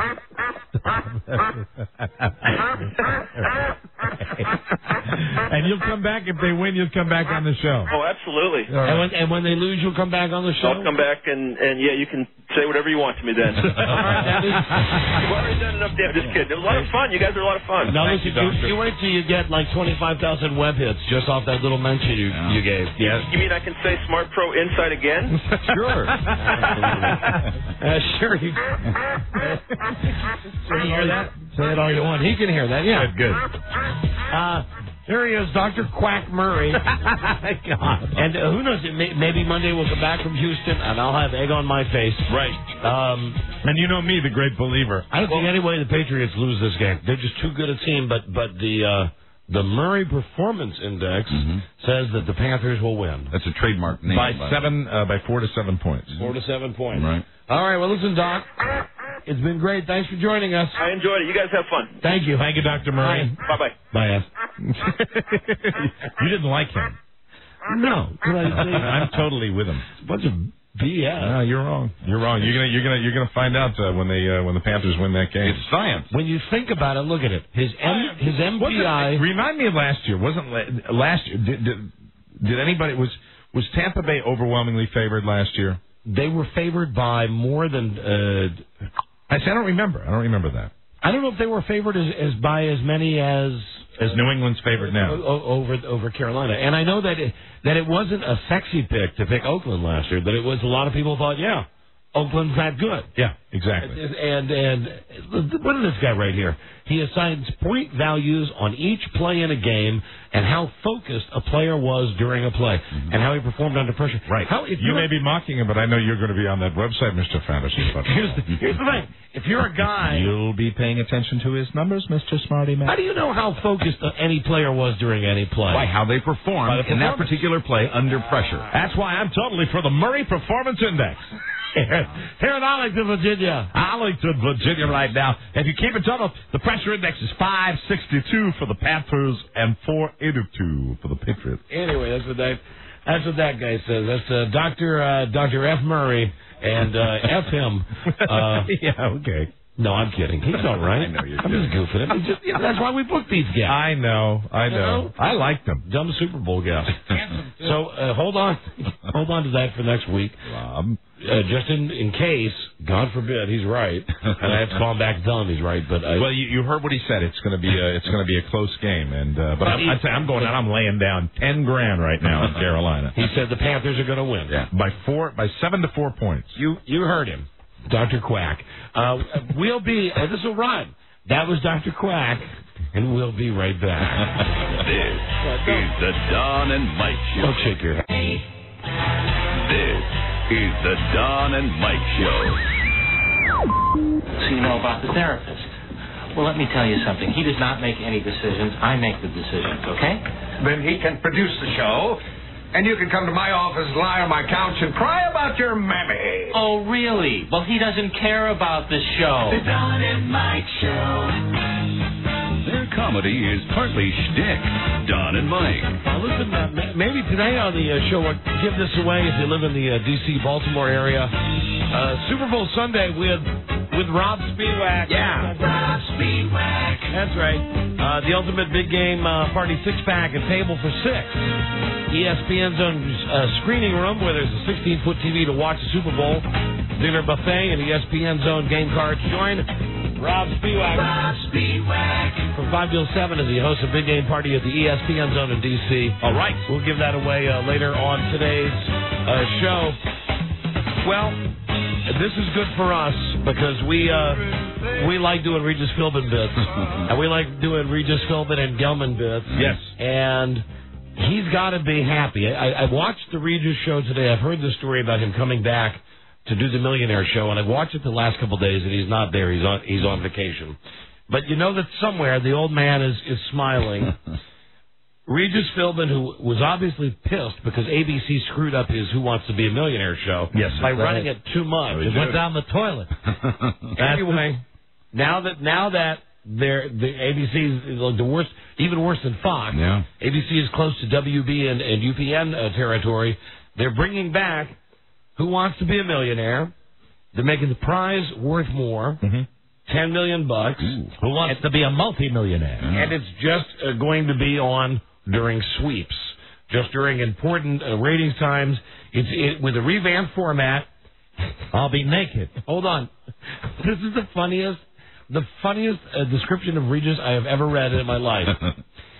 The show features the return of the toothy-grinned, tangerine-skinned host with the most. My tangerine skin. Wow. That's from ABC. How do you like my tangerine skin? It's always in the booth. I like your toothy grin. I got a toothy grin. That goes with your tangerine skin. Swanee. And they're calling the show Super Millionaire. Super Millionaire because it's 10 million instead of the regular million. That's right, Reed. And everybody wants to know, yes, the fastest finger is back. Oh, good. Yeah, thank God they... Fastest finger. Thank God they kept that. That's always reserved for Michael Gelman. God, cute. Anyway, he was upset, and I guess Regis is upset that Kelly has a show. That's right. So now she's not going to be the only one double dipping. So I would have to go over on her TV show and pick up the crumbs, bitch. He's got the show. Incidentally, the guy that won the most money ever has been on our show, right. And also the guy who won the first ever $1 million has been on our show. We were addicted to that show. You were addicted to that show at the very beginning. I was, and the guy said, and then you also predicted its demise. I think the guy who won the first $1 million winner was a listener on our show, right? Right, and you recall one of the people on this show was a Lifeline. Ah, that's right. That would be Rob Spiewak. Rob Spiewak, that's right. And he never called you. He never did, but he sent me some cash. Nice celebrity millionaire, right? And Mankind. Oh, Mankind, you were his life. Wait, no, that's right. You were. That's right. No, but there was. Don't you remember one of these guys that won like $300,000 on the show had Rob as his lifeline and gave Rob a small percentage of the winning money. That's right, because you did get a call. That's right, and I used it to buy a television. The excess.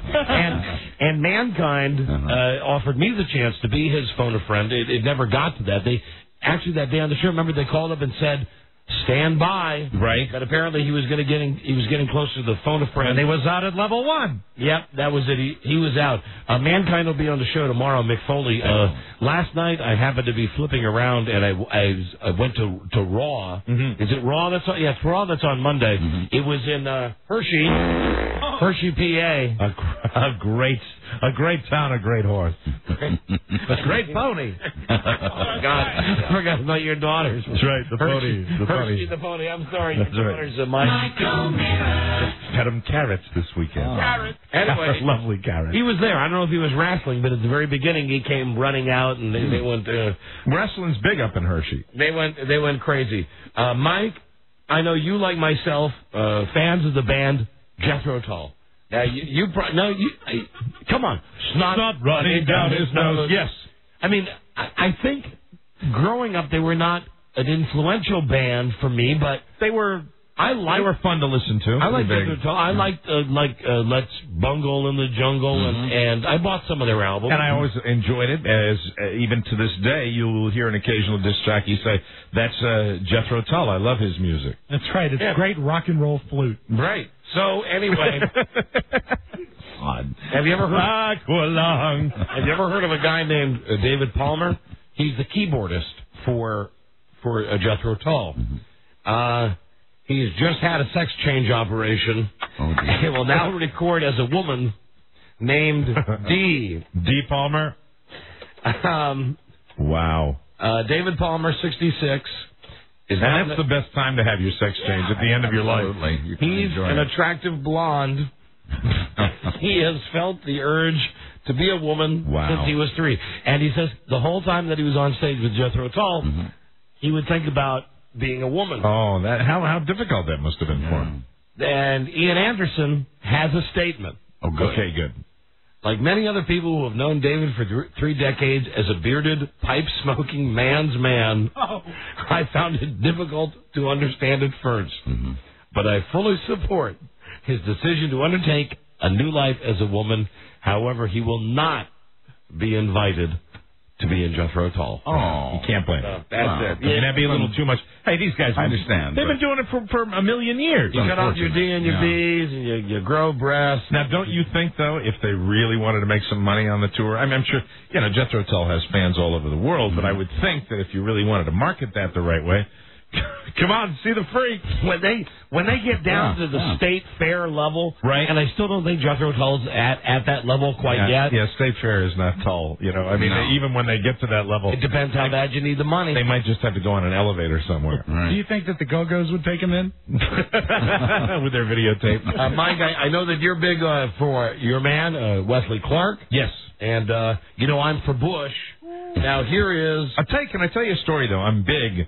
And this is for anybody that's involved in any kind of supporting any kind of candidate early on. Mm-hmm. And if you make a donation to a campaign, which I did, it's and I'm sure that the Clark campaign is like campaigns all over the place. Once you do that, it's out there. And I don't want to say that I get emails every day, but I get emails beyond what I've ever seen before, and it's occasionally I'm. You're the big fish because you sent some money, and it's just every single day, and I think that's what they do. They send out in the internet age, that's what they do. They send these mass things out, and really, I don't want to say it's to a point that I get frustrated, but you get so many of them, and you finally just go.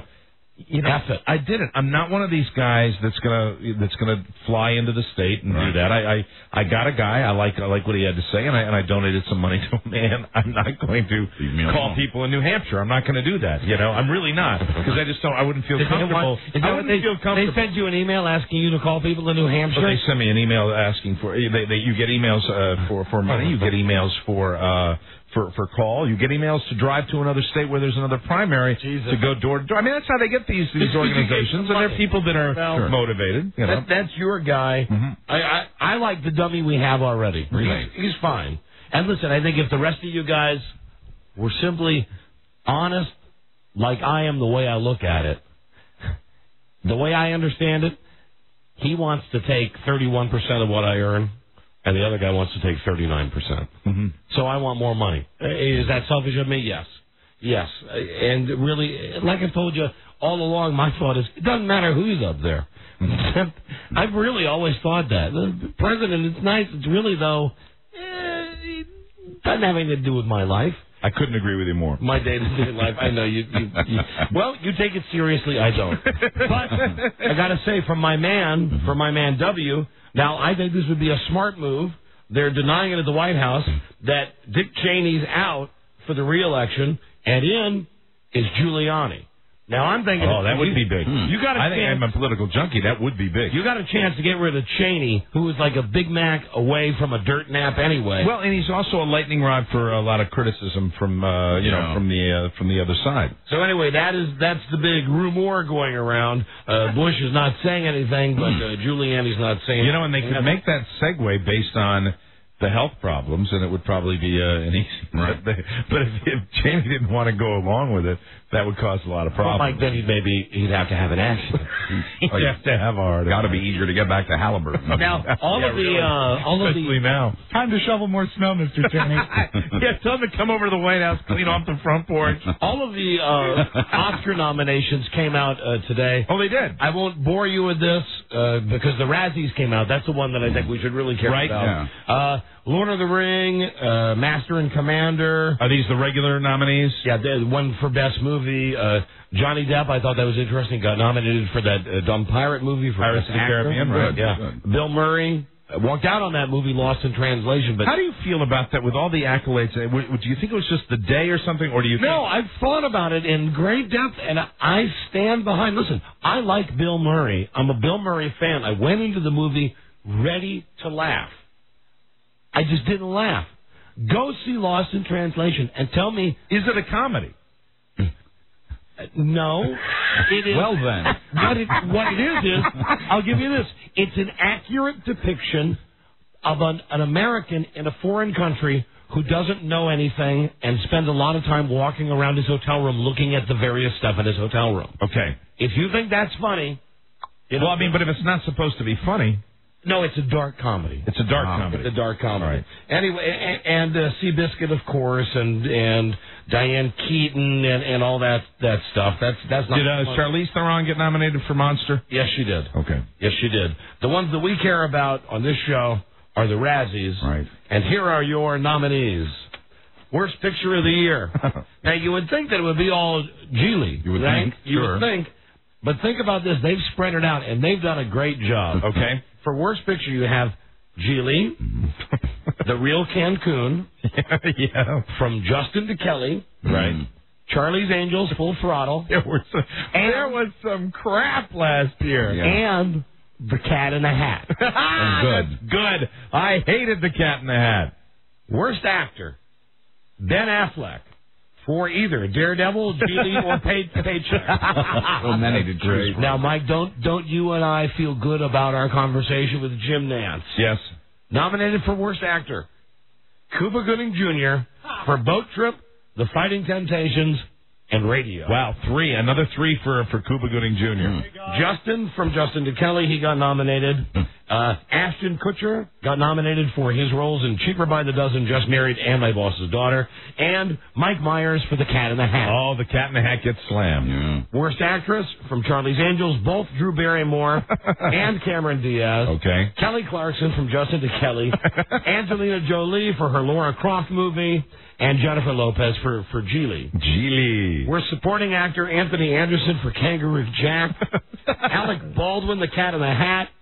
Al Pacino, Geely. Alec Baldwin, The Cat in the Hat. That's great. Sylvester Stallone in Spy Kids 3D. Oh, now, you know what? I've got Cat in the Hat experience and Spy Kids 3D experience. And let me tell you something. Without question, the worst role of the year was Sylvester Stallone in Spy Kids 3D. I didn't even see the movie, but from seeing him on Good Morning America, right, where he's in the scene where he plays like 5 or 6 different characters. And he's horrible. He's horrible. And, and he thinks he's funny, and it's the worst. Let me see. They have so many categories. This should be on TV. This one should be on TV. The Razzies. Not the Oscars. And you make people show up and collect the award. Let me see. A worst screen couple, worst supporting actress, worst. How about this? Worst excuse for an actual movie. Okay. Too Fast, Too Furious. And then all the ones you've heard. Charlie's Angels, Cat in the Hat, Justin to Kelly, Real Cancun. Worst remake or sequel. What a great category. It is. Too Fast, Too Furious, Charlie's Angels, Full Throttle, Dumb and Dumber When Harry Met Lloyd. Dumb and Dumber, right. From Justin to Kelly, because that was a remake of Where the Boys Are, and the Texas Chainsaw Massacre. And then you have the worst director. They have the director of Geely, Justin to Kelly, Boat Trip. Now, here's where these guys just must have a hard-on against The Matrix. Because you have the Wachowski boys from The Matrix. Right. They're in there for worst director, and then the guy from Cat in the Hat. And then worst screenplay is Cat in the Hat. Now, do they have The Matrix in any of the other categories? Just director? Just in director. They don't have a little Keanu or anything like that? No, they just got a boner against those two guys. Okay. So anyway, that's what's happening with the Razzies, which is more important than the Oscars.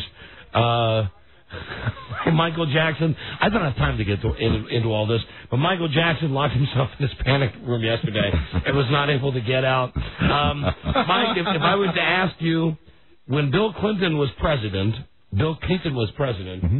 we of course knew about the computers and emails.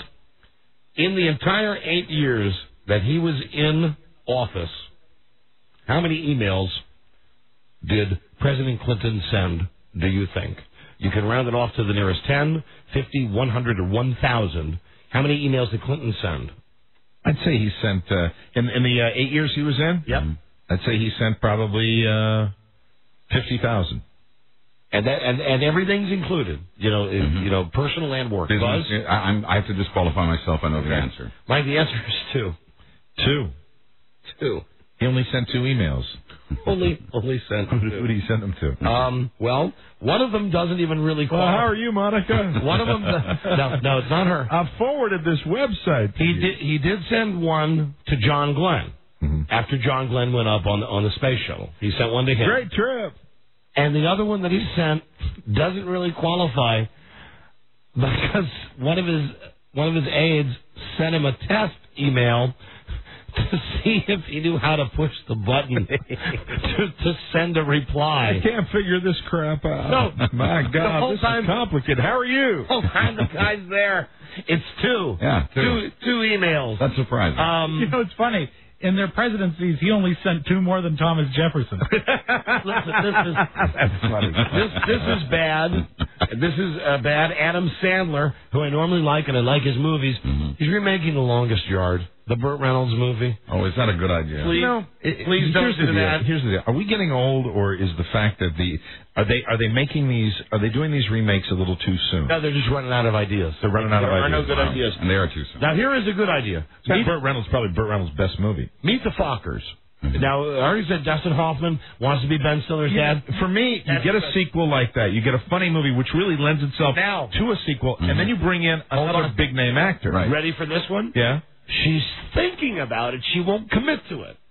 Playing Mrs. Fokker, Barbara Streisand. Oh, now, God. That's funny. That's fantastic. You have Dustin Hoffman and Barbara Streisand meeting Robert De Niro. That would be awesome. She's reading the script. That would be funny. That would be great. Yeah. I don't have time for everything else. There's so much. For goodness sakes.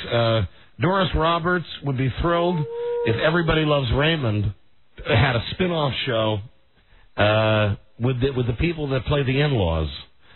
Fred Willard and the lady that was Ted Baxter's girlfriend and Chris Elliott. They're like one of the worst parts of Everybody Loves Raymond. I mean, you could get Brad Garrett. There's a spinoff. Brad Garrett would be funny. You get to the point in any situation comedy on TV after they've been on 5 years or so where they flat run out of ideas. So either they have kids, right, or they just bring on these extra people. And spinoffs work. I mean, spinoffs work very successfully in television. Frasier, look at that. You know? Doris Roberts says they are totally different in their way. They're different, yeah. But just as dysfunctional as Frank and Marie Barone. Look how successful The Wedding Show was as a spin-off of this show. The Wedding Show. And I just have to say one more thing. Tom Brady, who was at the State of the Union address, has not voted in 8 years. And there you go. And Tom Brady also says, "Why don't you come up here and watch the State of the Union with me?" In the new ESPN magazine, Tom Brady says that his craziest ambition is to be a U.S. senator. That is crazy. Tom, so he hasn't voted in 8 years. I think you got to vote first. Might be a real good idea. Yeah, that's what I had for you. Phone scan time right now. And I didn't have time to mention this. The best hair in Hollywood. Yeah. It's Halle Berry, and for the men, it's Mel Gibson. I always thought Mel Gibson wore a piece. It's not Mel Gibson. It's the director of Lord of the Rings. That's the best hair in Hollywood. No, you know the best. I saw him at the Golden Globes the other night. Oh, that guy, like the comic book salesman. Right. On this show, the best hair on this show, well. Michael Elton and Buzz Burbank. And he will never be unseated in that area. No. Even though he colors it. I joke with a real life hair and beard. Listen, call now. That's what that means. It's phone scan time. Come on. All right, you animals. 877-365-3636. Really, Buzz. Don't let anybody take anything away from you. That is a lovely wig. From anywhere in America. Call now. Your call's unscreened in a random style phone scan, which is lying straight ahead. Could be worse. Could be like Mel Cooley standing in the back of town right over there. Right. We'll be right back, everybody. Yes, we are. This is the Don and Mike Show. Mike Show. You can call Don and Mike anytime from anywhere in America. 877-365-3636. They're ready to believe you. I must say, from where I sit, I am truly enjoying your colorful patois. The cure for love can the Don and Mike Show. Yeah, Charlie.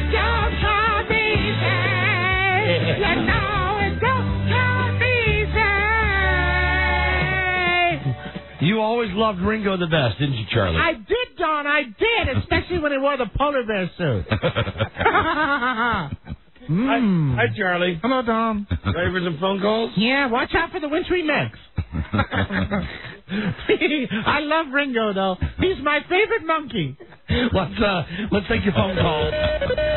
Here's how you get through. It's 877-365-3636 from anywhere in America. Canada. I'm pausing now while Mike is turning different shades of blue. I'm fine. We're almost to down 911. Yeah, a little chest cold. Canada, 800-636-1067. DC 202-432-1067. All right, let's go. Christ, it was so much fun to visit with Charlie when I was 27. Hello, Jingles. Don and Mike Show. Hello. F you, Don, you piece of trash.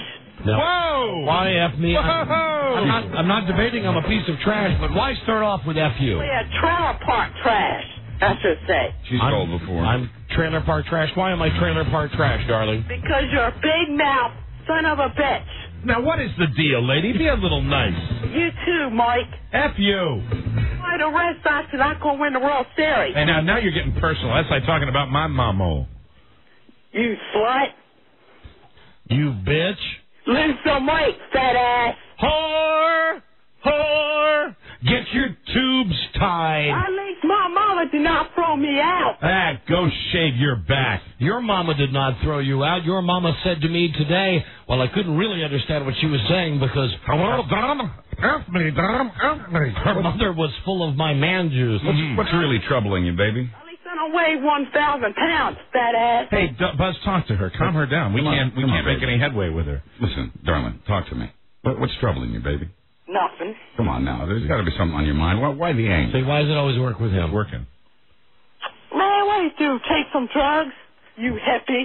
Oh, because it didn't work with you either, Buzz. All right, sorry about that. Hello, Don and Mike Show, phone scan. Hello. She's not well. Come on, call her a bitch, Buzz. She was. You can say it, Buzz. She's a mentally ill bitch. She's a bitch. Yeah, thank you. Thank you, Buzz. Hello, Don and Mike Show, phone scan. That cracked me up. Anyone can call. Don and Mike, hello. Obviously. Hello? Hello? Yeah, you're on the air. Hi. Hey, oh, my God. Yeah, she's, I love you guys. Hello to now, Don. sir, I got to ask you, focus a little bit, okay? Okay. You're on the air. I mean, you're really all over the place. Here we go. Come on. You're on the air. Hello to Don. Hello to Mike. Okay, hello to Buzz. We're all here. Robbie. Yeah, how about a point? Else. How about a point, sir? Here we go. Come on. And, come on now. We have, yeah, you just wanted to be on the radio. Okay, well then. Hi, Don and Mike Show. Phone scan. Cake off your face. Hello. That's not cake. You are on the air. Hello, Don and Mike. Hi there. This is Rod Smarts down in Houston. This is Football Team Hates Me. What's up, Don and Mike? This guy is, okay, I'll tell you what he's trying to do. First, he's trying to do the black thing. He's trying to do the, hey, hello there. That's best left in the hands of professionals. And then he's trying to do Rod Smart, who's He Hate Me, who is the guy from the XFL who played for Carolina now. Yeah, a little old. Quite an old reference there. Goodbye. Hello, Don and Mike Show. Hey. Hey. Hey, did you guys happen to see that dumb bitch last night on My Big Fat Fiancé? Yes, I did. I saw the very tail end. Did you watch it, Mike? I saw the tail end of it, and he still makes me laugh when he's coming up the stairs. Face like, oh my God, I can't believe you're saying that to me. Would you guys do her if she was your sister? What are the numbers for that show? Are they any good? I'll check. They were. Okay. I know they were good the first week. Okay. I don't know how good Second they were. week usually tells, right? Whether for a guy that loved the show, I didn't watch it last night. They're doing really good 24 to 54 IQ. Hey! I watched it and who says I'm dumb? I'm kidding, of course. I came across the same absolute be all end all about that show that I had last week. That girl, that teacher, that Catholic school teacher, she can't be that dumb.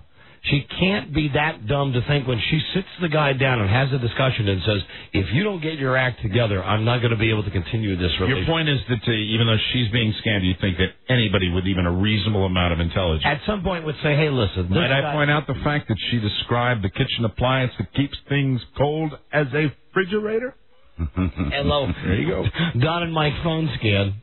Hey, guys, how you doing? Hey, but what is it? I'm thinking that I don't believe that the girl's that dumb, but I watched it again. That would wreck it for me if I felt like that, and I can see where you might feel like that. I wouldn't be able to watch it. The guy in a Belushi way, he kind of makes me laugh. Yeah, the guy is funny. And the guy is funny just on his own. And they've given, like last week's episode, they gave the guy different stuff to do. They said, now you're going to have to be outrageous and make her mad, and then you're going to have to win her back so she doesn't want to blow this whole thing up. But she never came close to saying at any point, this is too ridiculous for me. Did you see that next week, though, don't they bring his family in? They bring a friend of hers in, a friend of her family. They bring a friend of hers in to meet. Well, that happened at the tail end of the show. Right. And she's going to meet him, and then I believe next week they bring she gets to meet his family, and all I saw in the clip is that they're all playing with their food in their mouth. You know, just kind of going, ow, ow, ow, ow. And please keep in mind, when you are a functioning member of society, refrigerator not nearly as bad as freezer box. We had that one, too. Yeah. Don and Mike, hello, phone scan. Hello, Radio God. Howdy. Hey, coming out from Sacramento. We love you guys. I got 2 comments. Where's Dennis Murphy been? Okay, let's move past that one. That's a good thing. Also, you guys watch Las Vegas, right? I do. Yeah. Yeah, Mike does. You watched it last night? I watched half of it last night. I did. Okay, you know the gal that got stuck in the elevator? Yeah. Deborah Dean? She's married to Bob. Nikki. She's married to Bobcat Goldthwait. Can you believe that? You mean the one with the cleavage? Nikki Cox? Yeah. She's married to Bobcat Goldthwait. Wow. Really? Do you remember how bad Bob Goldthwait looked? POA. Do you remember that CSI last year that Bob Goldthwait was on? Oh. We both thought that the comedy, the one about a comedy. Right, that he looked like heavy time? Oh, he looked horrible. She's married to him? Wow. Yes, he is. All right, thank you, my friend. She's one of that show's star POA. Absolutely. Hi, Don and Mike show. Hello. Don and Mike. Yes. She's no Molly Sims. This is the phone scan. Pardon? I said Radio Gods. Right, and I said hello, like waiting 8,000 times for you just to say something. Yeah. Say something. Jesus, well, I've been on hold so damn long. Okay, sorry we You know, that, you I on thought hold for a so minute long. that might be a cell phone when in fact it's the guy going, Hello, Don and Mike phone scan. Don and Mike, who would win a fight, Charlie or Larry Bud Melman? Charlie Suang Stabalak or Larry Bud Melman? Charlie would kill him. He would, I mean, literally, he would kill him. Melman is dead. Charlie is, no, Rob, it's the wrong Charlie. See, that's how you're going to get in trouble with the jingles. Okay. Rob came over and like pointing, press the Charlie Broyhill jingle. It's not Charlie Broyhill. No, it's not. Charlie Suang Stabalak. And now that I think about it, we should have had a jingle made for him. Charlie Suang Stabalak. Yeah, we should have had that done. Oh, what a shame. Charlie Suang Stabalak. Whee! Hello, Don and Mike show. Winner Busto guys. Right on. Hi. Hey, Rob A. Yeah. What kind of TV did you get? 46-inch Hitachi. Oh, sweet. You're going to have a Super Bowl party or whatnot? That's a good call. That is a good call. And how about my man Rob? Yeah. Buying a Japanese-made TV. Yeah, hey, secret's out. There you go. And Yeah. I thought you were a member, Rob. Yeah, I'll tell you, the image is cracked. What have I always told you? Know thy enemy. Hello. I keep my friends close and my enemies even closer. He uses it to watch the History Channel. Don and Mike show. Hello. This is the phone scan. Hello. Yes. I am not idiots, gentlemen. And listen, don't get me wrong here. I'm a hypocrite because I have a fantastic Japanese television, Sony TV. It's fantastic. But the thing is, I know from the Reverend Reggie White that that's what the Japanese people are good at. They can take a TV, Put it on your watch. put it on your wrist. Yeah, absolutely. Put it right on your wrist. Yeah, hi there. What can we do for you?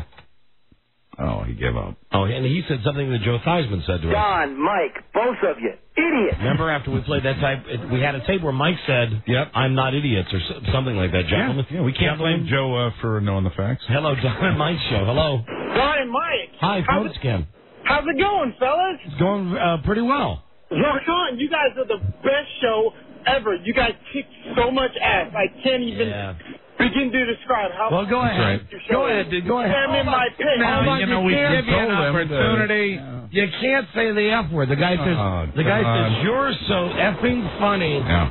Oh, my. Get out of here. And here's the original quote from Mike. I'm not idiots, gentlemen. I'm not idiots, gentlemen. I was having just one of those little baby strokes that I have every now and then. Hello. You were having a day. Don and Mike show. Michael, Yes, sir. what did you enjoy for lunch today? I fried me up some buffalo wings. Delicious. Fantastic. With no carbohydrates in the hot sauce. Donald? As always, fresh placenta. Yum, yum. Buzz, were you or were you not at Hershey Park this summer? I was at Hershey Park this summer. I saw you in your tight black shirt. Oh, I forgot. Did you find my glasses? I did. It was 95 degrees that day, sir. It was. Yes, it was a hot day. Hold on, listen, what do I hear? Oh, that's right, a new caller. Hi, Don and Mike show, phone scan. Hey, Don, Mike. Yeah. What's up, guys? Hey, I just wanted to say about the Oakland Raiders got one of the Redskins. Thank you. Yes. Once again, we're traveling back in time to yesterday's show when we did cover the fact that our friend Norv Turner is the new coach of your Oakland Raiders. That was a big story yesterday on this show. But I like the way he told it. Right there, Don and Mike show. Hey, Don, hey, Mike, thanks for calling. This is not Dennis. That's too low a voice for the Dennis Murphy impression. No, I know. Hey, Mike. Yes. Hey, are you guys going to do Low Budget Jeopardy anyway on Friday? Yes, we are going to do Low Budget Jeopardy. We're going to have the football Santa? The football Santa? Oh, you mean John Madden? Yeah, I know you guys hate that, but, man, you got to have it, dude. No, listen, we got something special for Friday, for Jeopardy Friday from the Super Bowl. I am steeling myself for an afternoon of complete humiliation. It's going to be good. Friday from Houston. All right. The Jeopardy will be outstanding Friday. Yeah. Hello, Don and Mike show. Oh. Hi, you're on the air. Hey, I only pray Jim Gray stops by during the segment. Oh, yeah. How are you? Hello, Don and Mike show. Phone scan. He's crazy. You know what your problem is? Well, I'll have to tell you while you listen to the radio is that you were born. I'm sorry. Listen, no, Come on. You can't sit there. Oh, you're still there. Me? Yeah, I thought I just hung up on you. Hello, Don and Mike show. You can't listen to the radio. You got to listen to the phone. Hello, Don and Mike. Hello? Hello? Hello? Yeah, you're on the air. Hi. Oh, hey, sorry. There's no way to tell if you're on the air or not. But you heard us say hello. That's not true. No, but I can hear everybody say hello. Why? They're silent. All right. We brought it up before. I do listen to radio of all different kinds, especially Mike, talk radio. it's the whoosh factor. What the F is wrong with our lines here, our callers? There you go. The problem is not with How come it's absolutely seamless? Who's giving them the instructions? No instruction. The thing is, I've been saying hello to every caller before me. And then it's cell phone. It's real simple. When you call the show and you get on the air, you hear a whoosh, and then you hear you're on the air. Mm-hmm. I hear nothing like that. I have called a satellite show of this program on the weekends, and I'm never a spin-off show. A spin-off show. I have never been confused when it's time for me to participate in a wedding show. I've called up for shows before and not had a problem knowing that you were on the air. There was some, wait to tell. Honey, listen, okay, I'm very sorry that you can't figure out that you're on the air, but now that you're on the air, what can we do for you? I just wanted to call and tell you guys that I love your show and you make me laugh every day. Well, that was nice. Thank you very much. See, it's very hard to come back and say something We're awful. disarmed. Yeah, when she says something very nice. Well, I just wanted to call and say that you've got a big fan. And blow it out your bum. Okay, great. Thank you. Someone had to. She did. You know what? You said it. She didn't even hear it, though. You said blow it out your bum. She was too busy not listening. Hello, Don and Mike show. Phone scan. Hello. Hey, guys. Hey. Hey, how about Alec Baldwin, getting nominated for Best Actor and Worst Actor? Yeah, and I think he deserves it for the Kula. Did he get nominated? Yes, he did. Really? Yeah. There's not a chance he wins, but he did get nominated, yeah. I didn't see it, but did you guys see Glenn Ross? Oh, he's great. Of course. Yeah. Oh, that's the best ever. Yeah, I think that's probably his very best role. ABC, always be close. And what's the movie that when he says I am God? Do you remember the name of that movie? Oh, yeah. That's not The Jury. No, it's not The Jury. Is it Malice? Malice. Mm-hmm. Malice. Well, who do you think you are, God? I am God. I understand if Alec Baldwin wins the Oscar, he's going to eat it. He is looking big. Hey, Don and Mike show, phone scan. Hello. I heard the hush, heard the whoosh. Right, see, it ain't tough. What can we do for you? Exactly. Calling from Spokane, I've got an update on one of Buzz's news stories from a couple days ago. All right. Very good. Two guys from Spokane streaked into Denny's, had their car stolen while their clothes in the car. I remember what happened. Supposedly not tonight. Tomorrow they're going to be on Jay Leno. So that's the update. So the twink gets to be on TV. All right, thank you, my friend. Hello, Don and Mike show. Hey, Bueno Arbusto again, Radio God. Hi. Good update. Yeah. There goes their careers. Hello, you're on the air. Hey, check this out. My wife and I were on the beach this weekend down in Southern California, and this huge black Suburban pulls up, and these bunch of guys walked out with umbrellas, and of course you could probably think, okay, it's Michael Jackson, right? Right. And they walk up next to us, and it is Michael Jackson, and my wife turns and says, "Excuse me, sir, you're in my son." Oh, now you know that's cheating. Yeah, cheating, but You're a bad. You're a bad listener. And yet good. You're a bad You're not allowed to call with jokes. Don, we got to give him a pass because I'm not sure if it's spotlighted as a joke and we didn't think it was a legitimate story, we might not have laughed as hard. It did make us laugh. It did make us laugh. All right, get out of here. You get a pass. Give me something good then. Give me something good. How about my finger right there on another line? Hello, Don and Mike show. You're in the no spin zone. What say you, Don? Stop it, O'Reilly. Hello, Don and Mike show. Phone scan. Hi, Don and Mike. Hi. It's not tricky. I know I'm on the air. Tell that dumb Steve to never call back again. What's the matter with her? Right on. Thank you. Hey, what's the matter with her? Hey, come on. What's the matter with her? Don and Mike. Hello. Radio good. Right, phone scan. Hello, hi. I'm sorry, that's a bad line. Got to take another one. Don and Mike. Hello. Hey, guys, you cannot overuse Bacardi Limon. Bacardi Limon. Yeah, and they sent today, both Mike and I, a huge box full of product, which we have decided to send up to Chief Engineer Tony. Tony gets both gift baskets from the people at Bacardi Limon. Very nice. Amen. Now, why is it when we talk about something that you and I really don't care for? Right. I mean, not that we've got anything against Bacardi Limon. Bacardi Limon. So we talk about it, and they send a box of it. Right. Meanwhile, we talk about stuff all the time on this show. Great goose. We never get sent any free stuff from those guys. No, and especially, the new sponsor, the Coca-Cola Bottling Company, who, really should send along something for you. It's called Diet Vanilla Coke. Yeah, and I'm not ready to commit to that soft drink that they sent me the prototype of. I mean, it's like I'm going to drink it all the time. I don't want to say I told you so, but... Well, no, I mean, I'd like to try it again. I'd like to try it on over ice and see what it tastes like. The Diet Coke with lime? Yeah, Diet Coke with lime. I like it, I like it just fine. But did I... And maybe they could use that on there. Yeah, they should. I like it just fine. That was a bad line. Hello, Don and Mike. Mike O'Mara? What? I cannot believe you endorsed a general for president.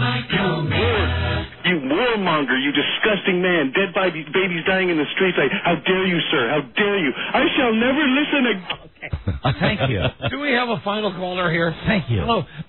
Don and Mike, hello. You're my son. Hello. Don and Mike. Right. Hey, I just want to tell you guys you changed my life. Okay, thanks. How? The whatnot alert. I've instituted in my own home people that come up with a whatnot band.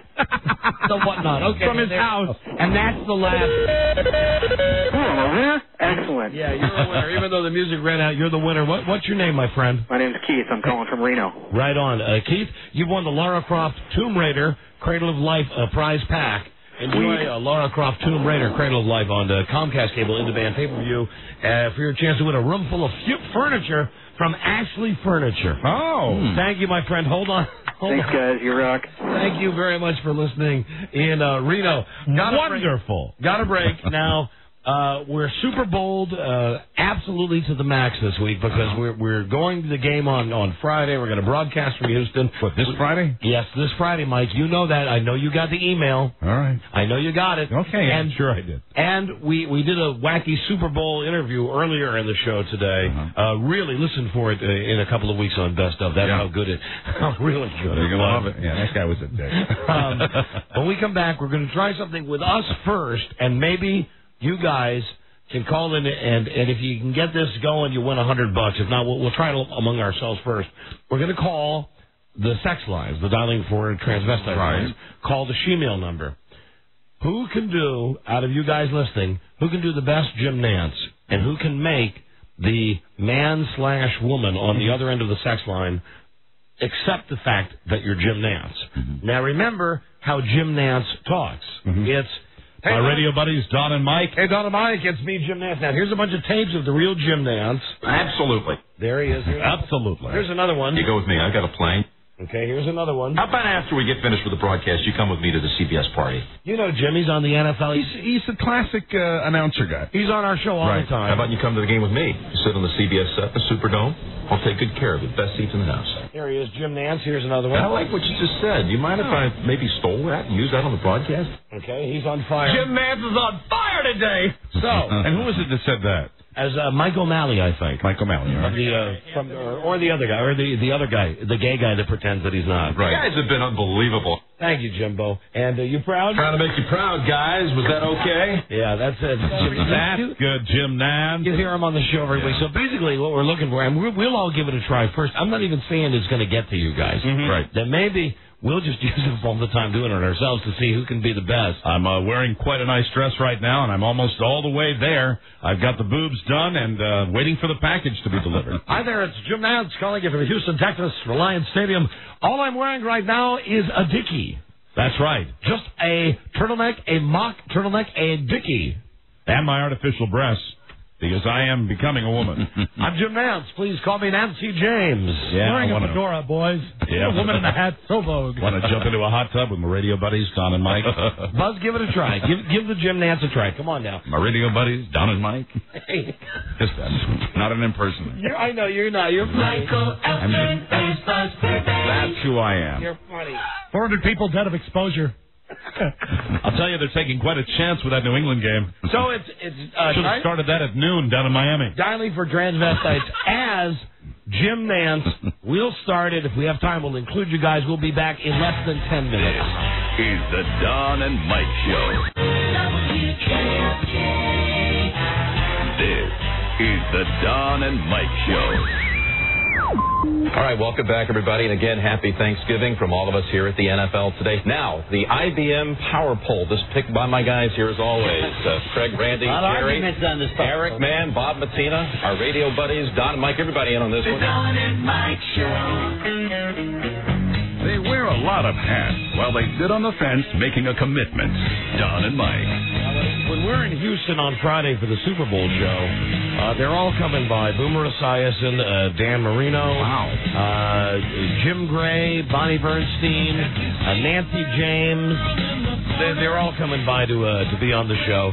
And, of course, the highlight for us is going to be meeting with Jim Nance again. Jim Nance, always a pleasure. And last time we were, I think, maybe the Final Four. Right. He kind of gave us exclusivity, whisked into the press room, and whisked right out. And won't he be happy to know that we have got a segment on the show where we're going to be spotlighting Jim Nance. Let's dial for phone whores. Time for dialing for transvestites with Robbie. And everybody. As his alter ego of Dolores gets to get the minds of 900 guys.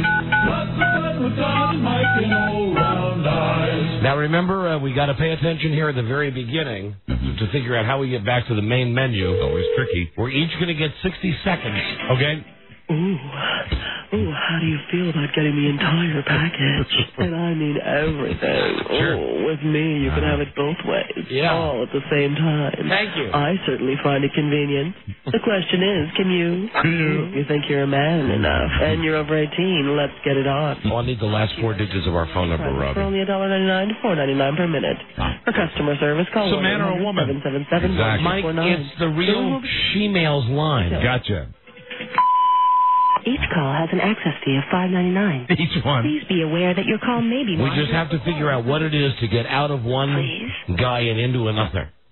What, if it's pound? Here we go. Oh, I got to tell them they're on the air. This is how it Hi, works. this is Ivy. I'm here to connect you to one of my friends. Can you please verify the last 4 digits of your phone number? Hey, Don and Mike Show, you're on the air. And it's 0781. Now I got to tell the next person. To go one-on-one with hot cross-dressers, transvestites, and she-males. Right. One. Only $4.99 per minute. No problem. Press 2 to join the nationwide TVTS conference. Only $4.49 per minute. You want to press 1, Press right? 3 to speak live with other hot callers. Only $3.99 per I minute. think one-on-one. Remember, to get back to the main menu, you can press star at any time. Star. Okay, and 60 seconds on the clock. Just got to tell them that they're on the air. Mind if I go first? You go ahead. I'll probably peter out halfway through. Okay. Hi, this is Tori. Who's this? You're on the air. This is Jim. Hi, Tim. How are you, sweetie? I'm doing. Pardon me, Jim Nance here. This is Jim Nance. Is what, baby? My name is Jim Nance. However, I want to be known as Nancy James. I want to say hi to my radio buddies, Don and Mike. I'm wearing a fedora. I'm wearing a dickie, and I'm wearing nothing else right now. Do me. Would you please say Jim Nance is a pretty girl? Jim, what's the last name? Nance. Man? Nance, you bitch. Jim Nance. Say Jim Nance is a pretty girl. Jim Nance is a pretty girl. Right here on CBS. Say CBS. Say it. Yes. Say it. Now call me by my girl name, Nancy James. Nancy James. Nancy James. Say, do you like football? Do you like the pigskin? Sure, baby. Do you like the offense going down the field and penetrating? And my time is up. Go one-on-one with hot cross-dressers. Ready, Mike? I'm ready. She-mails, press 1. Okay. Only $4.99 per minute. Press 2 to join the nationwide TVTS conference. You got to tell her to you're get on the back to the main menu, you can press star at any time.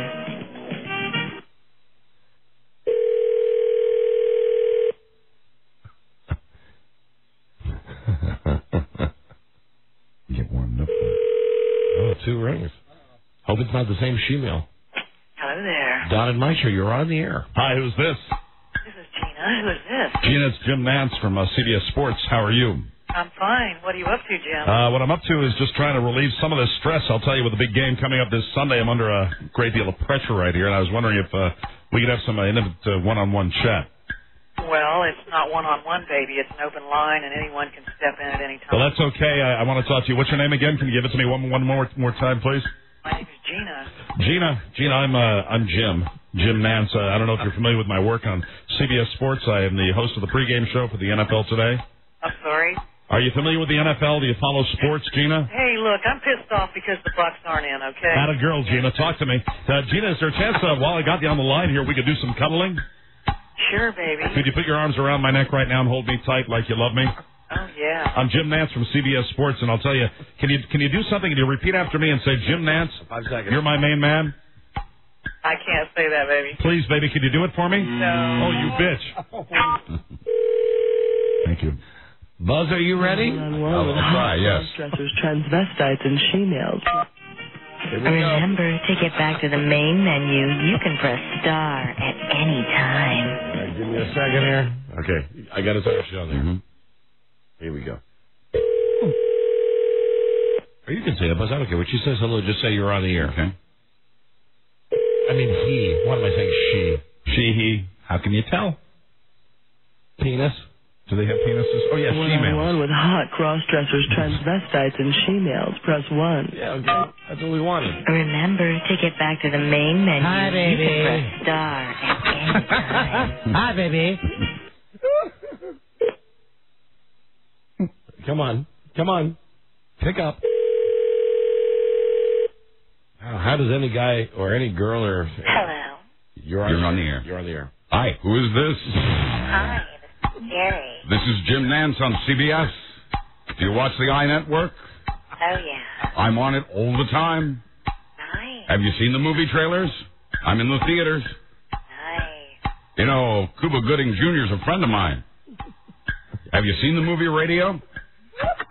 Have you seen me on Yes, Dear? It's Jim Nance here.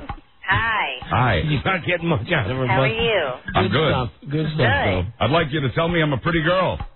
Oh, you are a pretty girl. Pretty tense down here in Houston, getting ready for the big game. Nice. I'd like it if you'd call me Nancy James. Do you mind? Nancy James. My real name's Jim Nance on CBS. Nice. But I'd like you to call me Nancy James. Okay, Nancy James. Thank you, buddy. Get down on your knees, baby. My little Nancy. Buzz might be our winner in this. Whatever you say. Hey, that's more than we got. Way to go, Buzz. Step up, Rob. One with hot cross-dressers, transvestites. Wow, I really am on my knees. Remember, to get back to the main menu, you can press star. She wanted you down. She wanted you on your knees. And Buzz, way to go, bringing the movie Radio in. I should have done that. Damn, you ready, Robbie? Yeah. Here we go. When she says hello, tell her she's on the air. Hi, this is Tori. Who's this? You're on the air with Jim Nance. Hello. Hello, are we doing this again, dear? Oh, yes. I missed you. I did. It's tough being the eyes and the ears of the Columbia Broadcasting System. What station are you with, dear? What's that? Are you with an actual radio station? Columbia Broadcasting System. Columbia Broadcasting System. Look at me. I have hard shoes and a scarf and a hat. I wear a lot of makeup, eyeliner. Do you know how cold it is? Hundreds of people could die from exposure. Sing to me. Sing me the theme to All in the Family. Can you do that? Yeah, if I think about it for a minute. You remember All the Way Glenn Miller played? Sing it. Sing it loud so Boomer can hear. What's that? Do I get a prize for this? Your prize is in my pocket. Oh, my. I'm Jim Nance. Hey, Very good. Okay, and now... I like that. One-on-one with Hot Cross. Someone from the telephone. Someone from the phone. I think we all did what we could do. Right. The question now for you on the telephone. Yes, conference. Can you do a little better? Let's see what happens. Let's go to live with other hot callers. Only 3 Hi, Brian. Press 4 to hear erotic confessions. Hey, Brian. Tales Yeah. Dude, where are you from? Placerville, California. Brian, are you drunk? No, this is Jim Nance, CBS Sports. All right, hold on. I'm going to press the button. I got to tell her she's on the air. He's on the air. Then you're on your own. Good luck. Make it happen. To get back to the main menu, you can press star at any time. Hey, baby. Good luck, Jim. Good luck from Jim. From all the gyms. All the gyms. AJ's. All the gyms. ATJ's. Hello. Don and Mike. Hello, Jim Nance, CBS Sports. Hi. How are you? Oh, I'm good, baby. How are you? I'm doing as good as a stroll up the azalea-lined fairways of Augusta National. Nice. You're a funny man, aren't you? Oh, pretty serious. About as serious as that snow in Foxborough last week. Did you see that? No, I didn't. No. I don't watch the news. Well, I'm with CBS Sports. You might know me, Jim Nance. No, it doesn't ring a bell. I'm sorry. That's okay. You guys doing better than we did. The other network. I don't watch sports, darling, but it's all right. Well, what kind of sports do you like? Do you like that kind of sport? Bad kind of sport. Say that again? Do you like that kind of sport? The fun sport, if you get my drift? Oh, those are the kind of sports. Oh, started out what are you wearing? Hold on, we've moved to pasture. Hold on. The azalea lane. Brian, that was good. Hold on, we're going to give one more guy a chance. And bringing the Masters into it really, really made it for me. Pretty good. Here is hey, Richard? Yeah. Don't hide from your feelings. Are you ready? Yeah, I'm trying. All right. Where you from, Richard? Baltimore City. Right on. Live 105. Wait for me to tell her you're on the air. She's on the air. He's on the air. Whatever. Listen to him breathing. Christ. You know it ain't easy. You know how hard it can be. You know it don't come easy. The way things are going. One with Hot Cross. Remember, to get back to the main menu, you can press star at any time. We're going to have a little exposure there. Okay, come on, baby. Hi, baby. Hi, baby. Hi, baby. Jesus. God, you're on the air. Hello, this is Jim Nance. I'm from CBS Sports. You're on the air. I was wondering what you're wearing over there. That's just terrible. Hello? This guy stays on Hello? Hi, baby. Is anyone there? This is Jim Nance. So bad he chased her away. Hello? She hung up. Wow. She hung up. Wow. Incredible. She hung up. Hang up. You suck. There you go. God. But in a great way. God, you're awful. Hi, baby. You're awful. We do have a Jim Nance winner. He sounds a little like Tom Gavin when Tom Gavin does a mimic voice. Absolutely. We do have a Jim Nance winner. It's Brian. Hi, Brian. Or hold on a second. That's Chris. There, Chris. Brian. Yes, this is Brian. You're the guy that did the good one, right? Walking the azalea line fairway. That rocks. Yes, correct. Listen, congratulations, $100 for you. Thank you. And the Lara Croft Tomb Raider Cradle of Life prize pack. And a chance to win a room full of furniture from Ashley Furniture. Pretty good. I mean, bravo. We did our best, but you outdid us with the talk about the Azaleas. That was it. I mean, just going to the Masters. That was the wild card. Good job. Well, thank you. All right, my friend. I thought about bringing Billy Packard into it, but I didn't. See, there's a guy who's thinking more than we did. Sure. Yeah. I should have thought about that. About Billy Packard, right? I love Packard. I hardly knew her. Do you know Billy Packard? All right, so you said, not that it really matters in the big scheme of things, you said you're from California, but it says on the screen you're from Lake Tahoe. Well, Placerville, which is between Sacramento and Lake Tahoe. Yeah, pretty part of the country. Right? All right, so what is if you had to choose, because we don't have an affiliate in Placerville. Yeah, would you be a Reno guy or would you be a Sacramento guy? I would be a guy from that which you do the dance. All right. Hey, way to go. Well, you've done the city proud. Don't worry, we ain't taking your prize away. Yeah, but it's pretty obvious you're not really from there. No. If I was you, I'd just based on our conversation, sure. You know how to win friends and influence people, tell them you're from Reno. Yeah. Yeah, well, that's why usually with Joe, I just say I'm from South Lake Tahoe area. Yeah, it's Lake Tahoe. That's nice. But he spent enough time there to answer by saying that of which you do the dance. All right, thank you. Hey, good job. Hey, thank you very much. You cracked us up. Thank you. All right. Hey, by the way, yeah. Shout out to Bo and Scott and all Charlie all day sometimes. All Charlie all day. Now, you mean... Get to know Charlie. You mean that Charlie, right? Yeah. Right. Very good. Not that Charlie Broyhill. Not that Charlie. Not that Charlie. In a world where only radio was strictly forbidden, one man found a way to bring good news to his people. Oh, darn. He made it up. Well, why is Charlie the bad man? He's mean. Why? I can't tell you on the radio. What he did to you, right? Many times. What is your lead story on the With his hand. today? Today, drug bust on the set of Friends. Ooh. Oh, Rick. How you doing? That's Joey. Stay tuned for news and comment coming up on the Don and Mike Show. We both love Joey, don't we? He's the best. We'll be right back. That was all very I don't know. professional. News and comments. Buzz brought to you by Verimax Sexual Pleasure. Performance enhancer. Someone call for a doctor? Doctor developed, clinically tested. Verimax works. Get it at Rite Aid, GNC, other select retailers. Try it today. Verimax 1-888. Try VMAX.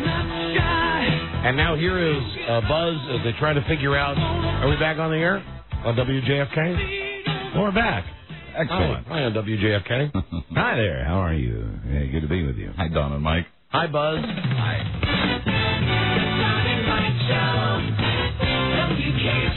That's cool. The people didn't get to hear that. Yeah, on they should. Because we were off the air because of bad weather or something. Dig those drums. Anyway, that was me, Don. Yeah, Don presses all the buttons here. Unlike me, I'm over here on the other side. That's you. And then away from the show, I'm Michael Soares. right. And now we're going to go to Michael Elstern as Buzz Burbank. right. Bingo. There you Hi. go. And hey, you don't want to leave out the guy that's standing in back of you. Bob Speedwack. Or those two guys that are back in the producer's room. Hold on. There's the dumb guy. Joe Ardinger. But then there's the other dumb guy. Charlie Broyhill. There it is. Go figure. They have jingles too. Bacardi Limon. Hi, Buzz. Hello, everyone, with and without jingles. In Hollywood, when they say we're rolling, who knows what they mean? Two suspected drug dealers were arrested on the Warner Brothers lot in Los Angeles this week, just a few feet away from the set of the hit TV show Friends. Oh, you're teased. See how you did that? I did. Well, you're teased. I thought Matthew Perry was going up the river You made us again. think it was one of our friends. We don't know yet. It's too early to tell. How you doing? And the ER set is just around the corner. The two men were Well, handcuffed. it's got to be Anthony Edwards then. He's dead, isn't he? Was he still on the show? He was in fact. He's not on the show anymore, but he was in Fast Time, so I consider him a suspect. I always look at that guy and think, okay, yeah, that's a pothead. You think he's a stoner? Yeah, oh, absolutely. Really? Okay. And on Friends, let me guess, of the 6 friends. If it was pot. If it was pot. All right. Stoner. Mm-hmm. Now, there's the most obvious one, Courtney Cox, because of David Arquette, because you got to think that he probably gets stoned all the time. I would think, for just the way he looks, Schwimmer. Oh, no, I don't think so. No. I would go with Big Dumb Joey. You think it was Joey? And or Phoebe. Or Matthew Perry because of his history. Yeah, but he's shown... Fun little fatty before we tape. Yeah, but he's shown that that's not that's not his drug of choice. He's like Rush Limbaugh. He's a Vicodin. He likes the pills. That's what he liked, yeah. I'd say probably Phoebe, because she always definitely. seems to be high, and Joey, just because he's, you know, how you doing? And, you know, it does make sense with the Hollywood if you're going to do that. You know, hey, bring them to me. You know, bring the drugs to me. I always keep my eye on the guy who plays Monica's dad, Elliot Gould. And rightly so. And was great in Ocean's 11. These two men who were arrested, they were handcuffed in front of a group of actors and producers for allegedly selling cocaine and marijuana to people on the lot. Police won't say if any major celebrities were involved yet. They will say it was a two-month-long investigation and that they did get help with that investigation from people who work at the studio. Although Friends has filmed its final episode, there's still a post-series special to be produced on that set. A lot of tight sphincters in Hollywood. And don't forget that the night that runs, whenever that last show runs in May, they're going to be on Jay Leno's show directly afterwards, and Jay Leno's show will really be live that night, and everybody's hoping. Hello, it's Jay Leno. I don't care if they do a little blow. Everybody's hoping that they're going to be drunk like the people from Cheers were drunk when they were on the Tonight Show. Oh, hi. Look for puffy eyes. No matter as long as my ratings go up. My ratings. Rush Limbaugh's lawyer says there's nothing unusual about 8.5 powerful pain pills a day for someone with chronic back pain. Stay cool. Stay cool. Savage, 8.5. Oh, if they only knew it was 8,000 a day. Baby blues. Roy Black says that was Rush's average when he was taking Vicodin and OxyContin. And, you know, I find it incredibly... Do the numbers, that's not his average. Well, that's how he added it up. I just find it incredibly weird that the guy that's defending Rush Limbaugh, Roy Black, the guy who's, you know, trying to save his career, he has the time to be an expert on the Today Show about the Kobe Bryant case. Pretty amazing, sure. Now, wouldn't you think that when the guy... You'd think he'd be off the TV for a while, concentrating on the Rush Limbaugh. Yeah, but no, he's like all the lawyers. Right. You know, that it's not enough that he's with Rush Limbaugh and that he's got his face on TV. Are you thinking what I'm thinking? That it's really not that, no matter how high-ranking the client is, they're just meat. They're meat. That's right. That's it. It's a way for me to get on television. And if Kobe Bryant, I can never hold myself totally responsible if the client is found guilty. It's my job as an attorney. Everyone deserves a defense. That's why I have to present the defense in the best way. Would I represent Saddam Hussein? I'm afraid I would have to. He is entitled to a jury trial. Like anyone else would be. Rush is not addicted to the pills. I'm here to talk about Kobe Bryant. He averaged 8.5 a day. Not an unusual number, as far as I'm concerned. This is Roy Black. Rusty's lawyer, Roy Black. Doesn't sound. Have you seen him on? Of course. Hi, I'm Roy Black. He's nothing like. He's nothing like that. Not at all. Not at all. How are you? Hi, this is Roy Black. I'm Roy Black, and 8.5 pills a day is the national average. Good morning, Katie. How are you? Good morning, Matthew. Good to see you. Yes, I have the time to talk to you.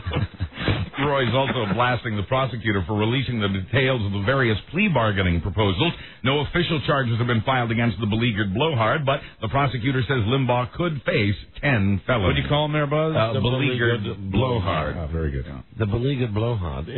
Listen, I ask you, what is 8.5 pills a day? Really, I mean, my God, you could have that at breakfast. You know what that is? That's average. That's average. That's something to help you get through your day. Average. Now, Katie, Matt, let's talk about Kobe. I have the time. I know this. I know that 10 pills a day is a hassle. No, it was 8 pills a day. That's right. That is a hassle. It was 8 pills a day. For the herpes pills, right? What he's been through. Penthouse Magazine, unable to compete with internet porn, is taking a new approach. What? This is big. This is landmark stuff. Okay. Penthouse is dropping the water sports and the gyno cam. In fact, everything hardcore about Penthouse will disappear, including, apparently, guys' things. Well, now, listen, I just want to say I'm all for removal of guys' things. Mm-hmm. Well, but, I mean, what are they doing? Because when you buy Penthouse, you're not necessarily buying Penthouse to see man-on-woman sex.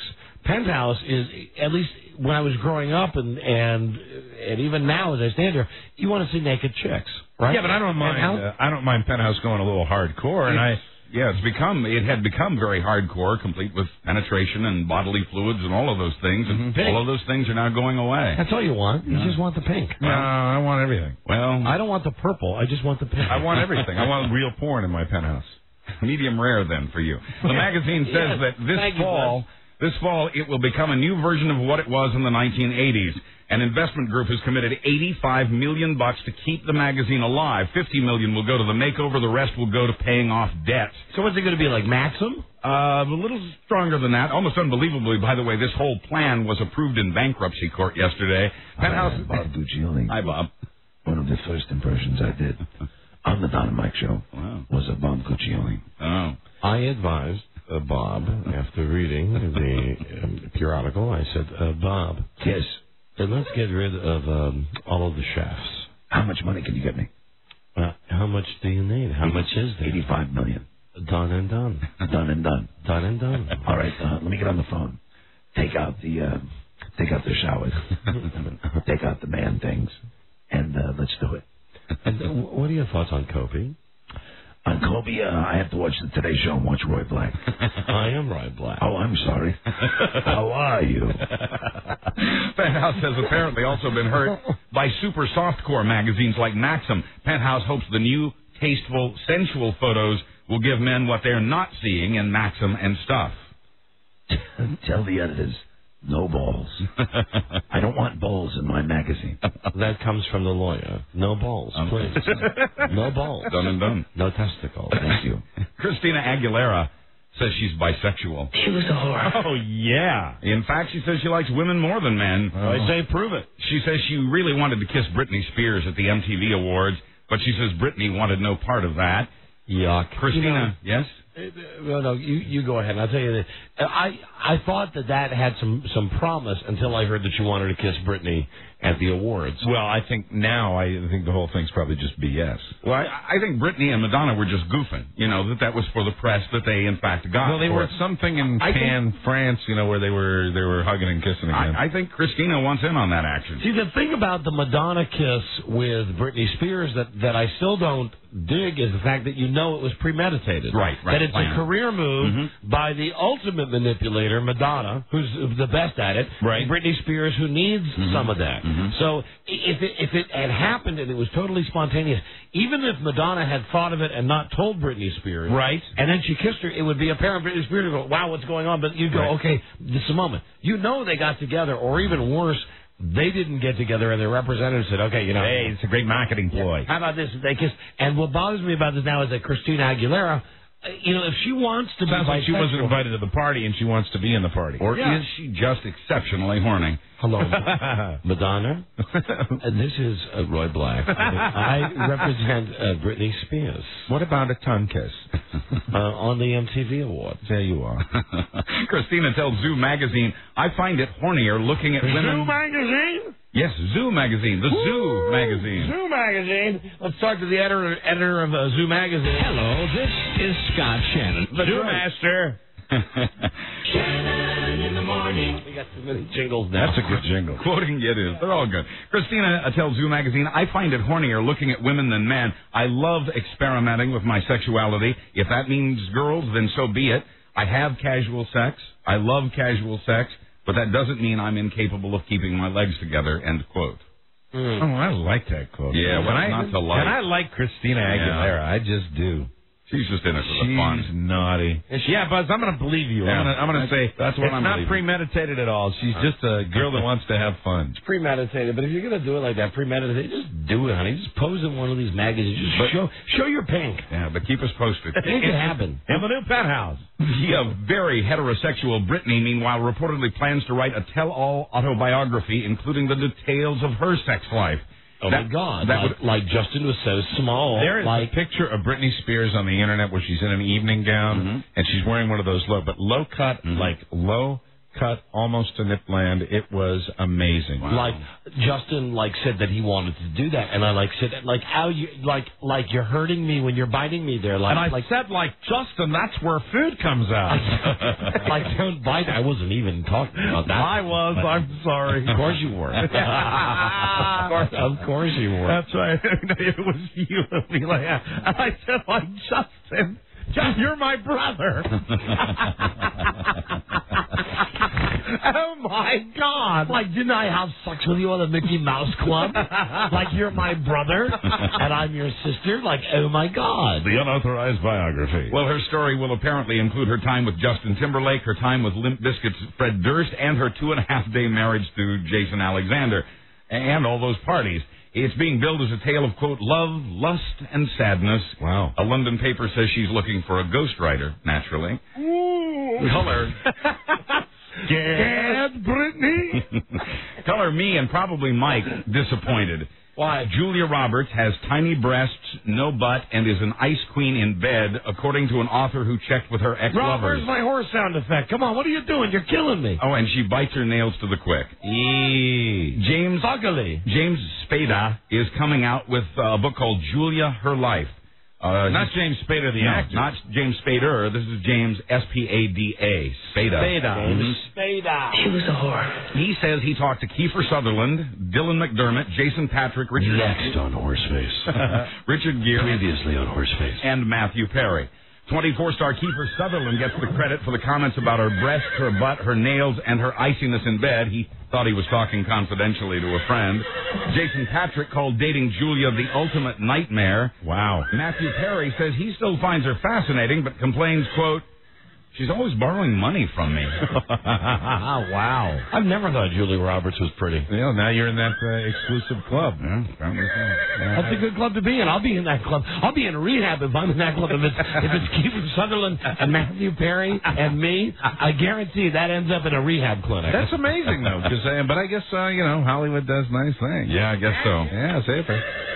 All right, I'll join the bandwagon then if all those guys hate her. It's more Julia for me. All right, good luck, Horseface. Tony Soprano's shrink is taking it all off in Raleigh, North Carolina. All the clothes? Yeah, all the clothes. The whole tray? The whole tray.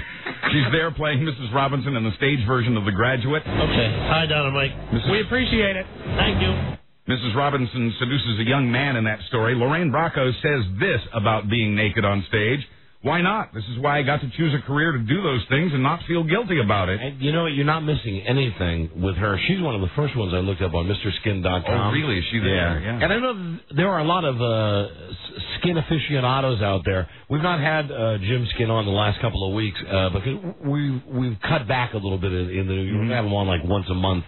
I think we're having him on in a couple of days. Good. I know that Lorraine Bracco was a gal I had looked up on MrSkin.com. Right.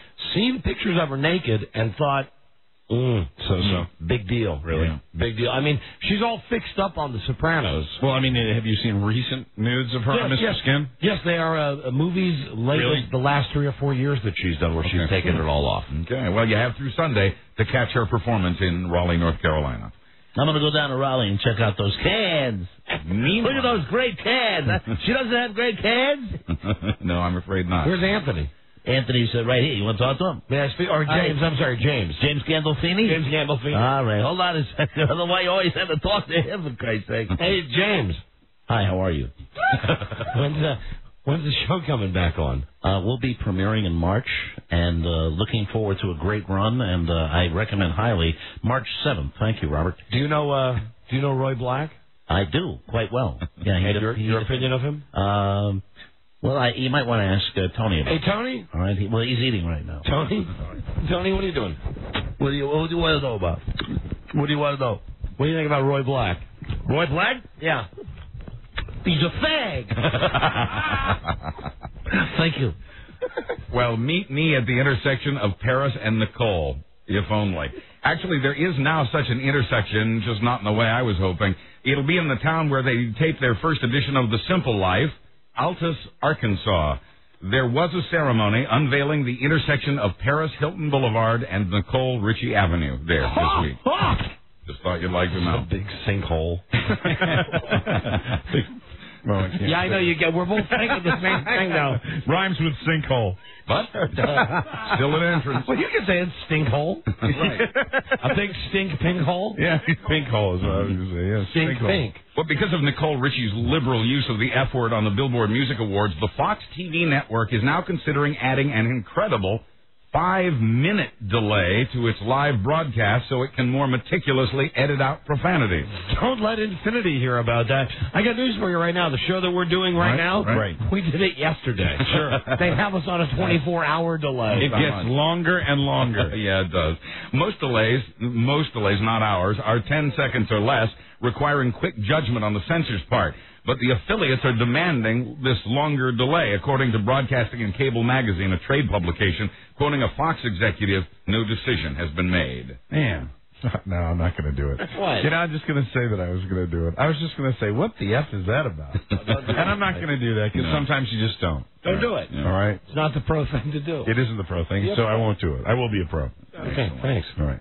There wouldn't be. See, now you think I'm going to say it, but no, I really don't. I'm not going to say it, but it'll one step ahead of you. I don't. It'll be deleted out. Right. I don't see the need now. If we were to say the F word now, our listeners wouldn't hear it. Right. No point. There's no point in doing it. But you know that we want to do it. The censors are poor. We both have, because we have so much protection in that area. Right. It's fun occasionally, but it's almost good. Hi, we're back. Don. Incidentally, ladies and gentlemen, you didn't hear that, but Don did it. Just in case you were wondering. Loud and long. Screamed it, too. Screamed it twice. Really as loud as I could. Is there anything more fun? Well, there wouldn't be a Letterman or a Conan if there hadn't been a Jack Parr, and today there is no Jack Parr. The man who pioneered the late-night talk show, the first host of the Tonight Show, pure class, died today at the age of 85. He started as a DJ. He's the anti-Leno. Yeah, he is. My opinion. Absolutely. Yeah, he's dead. I don't care about him. Well, do we link him with Keishan? I do. Yeah. Absolutely. So Jack Parr. Got to be a third. Yeah, and Ann Miller, and they're all in Bob Keeshan's pouch. Joan Rivers.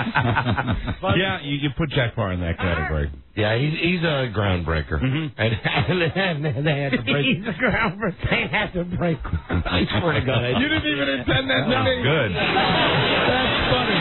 Oh my God. Buzz, what's next here? Doughy Al Franken body slams a guy. Like physically? Really, yes. Really? Cool. Physically. Who was he? Andy Rice? I don't have to wait to find out. That would be perfect. Yeah, it would make sense. Trying to think of anybody that Al Franken could body slam. Andy Rice and the politics matchup. Yeah. Andy Rice, the guy who used to work here, goes #1 sitting down. Mm-hmm. Carries a gun and is a big right winger. Right. And Al Franken just threw him to the ground. Yeah. We'll be right back. This is the Don and Mike Show. This is the Don and Mike Show. Gosh, I hate to interrupt. It's all been so incredibly fascinating and entertaining and instructive. Really, the time has just flown by. The Don and Mike Show. Can you believe we're back from commercials already? Here's Don and Mike. Tomorrow on the show, we're giving away the ultimate big game party 6-pack. Do not say Super Bowl. Well, they wrote it right in front of me. A table for 6 in the ESPN Zone screening room where there's a 16-foot TV to watch the big game. Oh, I get it. Don't say. Right. Yeah, the big game. Right. Dining with a dinner buffet and ESPN Zone game cards. Join our own Rob Speedboat. He's going to be there. He'll be there from 5 till 7 on Big Game Sunday. So, Rob, you'll be leaving in the first quarter. And the ESPN Zone in Washington. We'll give this away tomorrow. You know, actually, Mike, I think I'm going to probably stick around and watch the whole game at the ESPN Zone. It is Big Game Sunday. Thank you, Rob. I believe that.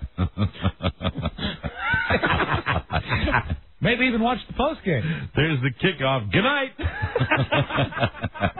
Now, what you do, though, is you tell your wife, you say, listen, do you remember that fight we had about the TV? Yeah. Look what Daddy's doing. Yeah. Right. Daddy's going down to be with the great unwashed. Go pay for that television. On Super Bowl Sunday. So I want to tell you, there's a lot of appearances that DJs don't like doing. Mm-hmm. I guarantee being at a Super Bowl party is right up there with being at a New Year's Eve party. Right. That DJs don't want to be there because people get too hammered, people get too emotional. Right. People get, Rob, wait till they start coming at you.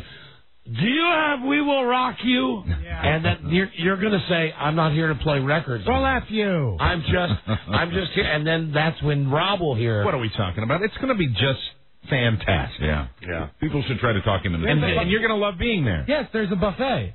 Fantastic. What more do you need? Exactly. Salads, burgers. For Big Game Sunday. Beer. That's right. Don and Mike. Do you have half-price burgers? I believe the buffet is included when you get there. I'm just kidding. I'm sorry. I'm not going to do that yet. It's Big Game 38, don't you know?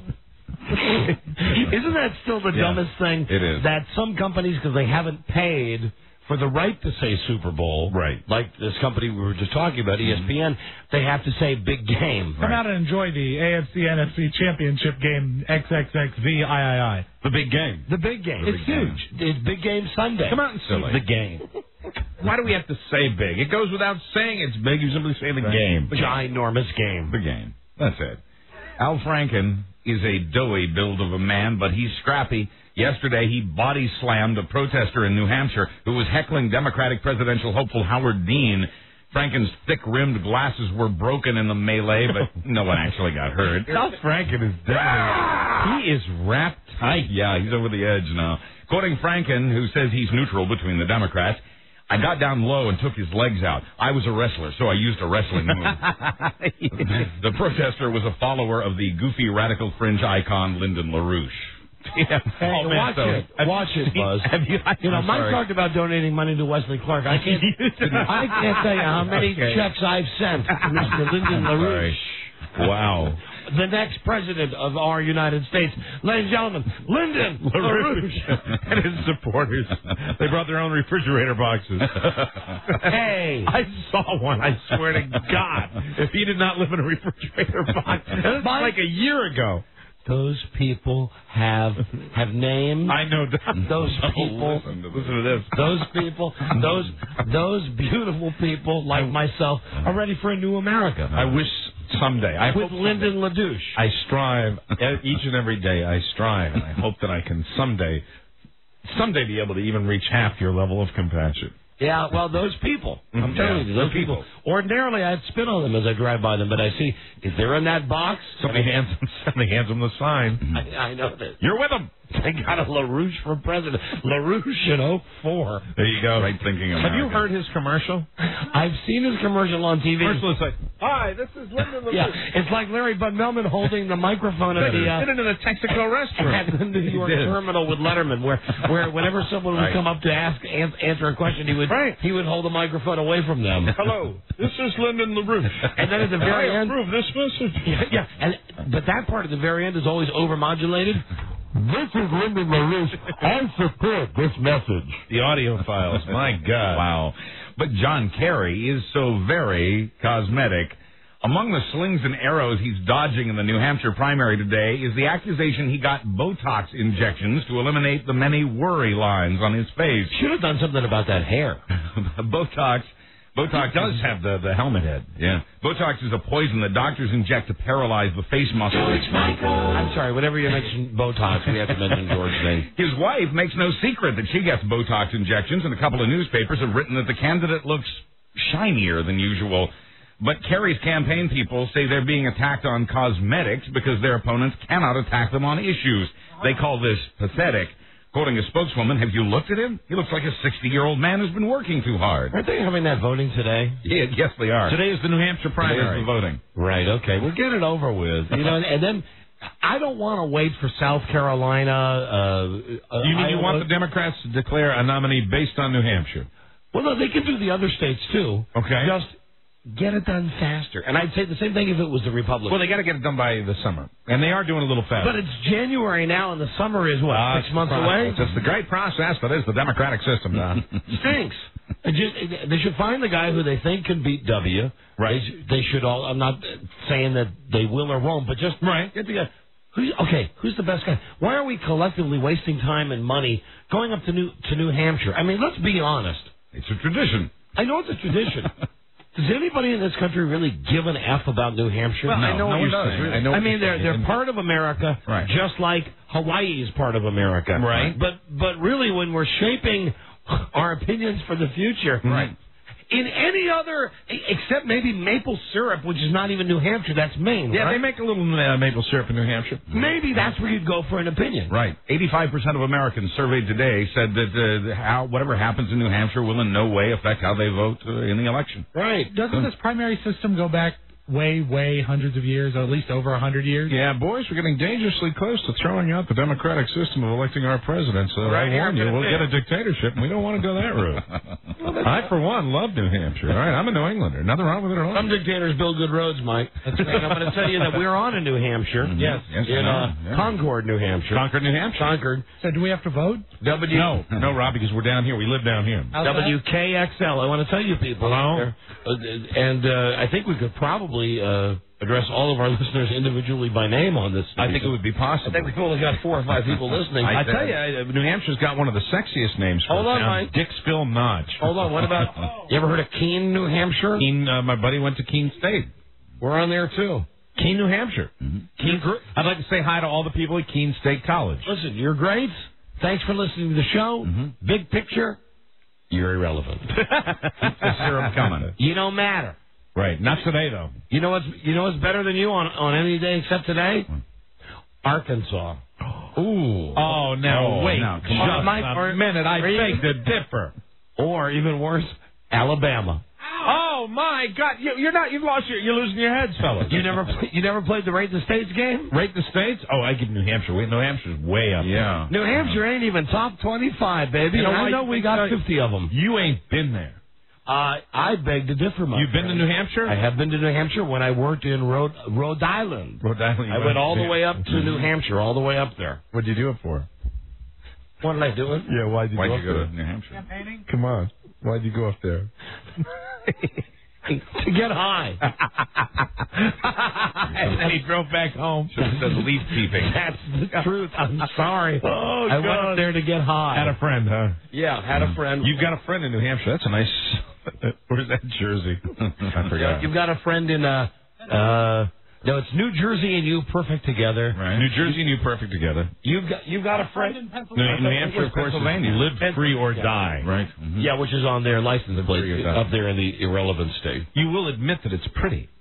What, New Hampshire? Yeah, it's beautiful. Pretty irrelevant. It would be. Hey! It would probably be in the top 5 prettiest states, or top 25 prettiest states. That's good for me. But overall, for me at least, it's in the bottom 25, state-wise. You know what? Listen, I'll tell you what. Right now, I'll build the A-frame in New Hampshire. You can have yours in Alabama. Okay. All right, you kind of beat me there. It's very rare when I give up on an argument. But okay, you got me there. Yes, thank you. You got me there. Well, in just a few more years, maybe we won't be. This past week, Bill Gates predicted the end of spam by tiny. Not since he started getting emails. It's Microsoftic. Oh! And the head of an anti-spam company agrees with Bill. Head. A new federal anti-spam law went into effect. Nice head. Nice head. Good head. New law went into effect January 1st, and although the unwanted emails are still coming, they're not quite as fast and furious as they were over the holidays. Yes, I did. And fast and furious and head. As it stands now, 3 out of every 5 emails are spam, but anti-spam technology continues to advance. Let's talk to Mr. Spam. It just doesn't get any better than this. He loves spam. Oh, I'm sorry, it's Sam. I thought it was Spam Hub. No, it's Sam Hub. Spam Hub. Him we want to keep. Speaking of Bill Gates, his company has taken a new approach to the young Canadian named Mike Rowe. Remember this story? Right. 17-year-old Mike developed a website which he cleverly named MikeRoweSoft.com. Oh, I remember. This is a funny story. Microsoft's overpaid lawyers were not amused and were all over the high school kid with paperwork. Do we know if he's related to Debbie? I don't Debbie Rowe? Right. That's a good question. She's the one that Michael Jackson. Well, we were playing the Rowe game yesterday. It was Rowe versus Wade. Right. And I was playing, I guess, just in my own head. And row your boat. Tommy Rowe, totally obscure. No, I give you that, though. Yeah. You're not thinking of the singer, somebody else? I'm thinking about an actual, maybe the hockey player, but there is also a singer. There's a Tommy Rowe that sang an awful busy. Right. I'm so busy, but there's not many other Rows out there. No, not many. Well, after all the bad PR, the computer giant tried a softer approach. They gave the boy an Xbox.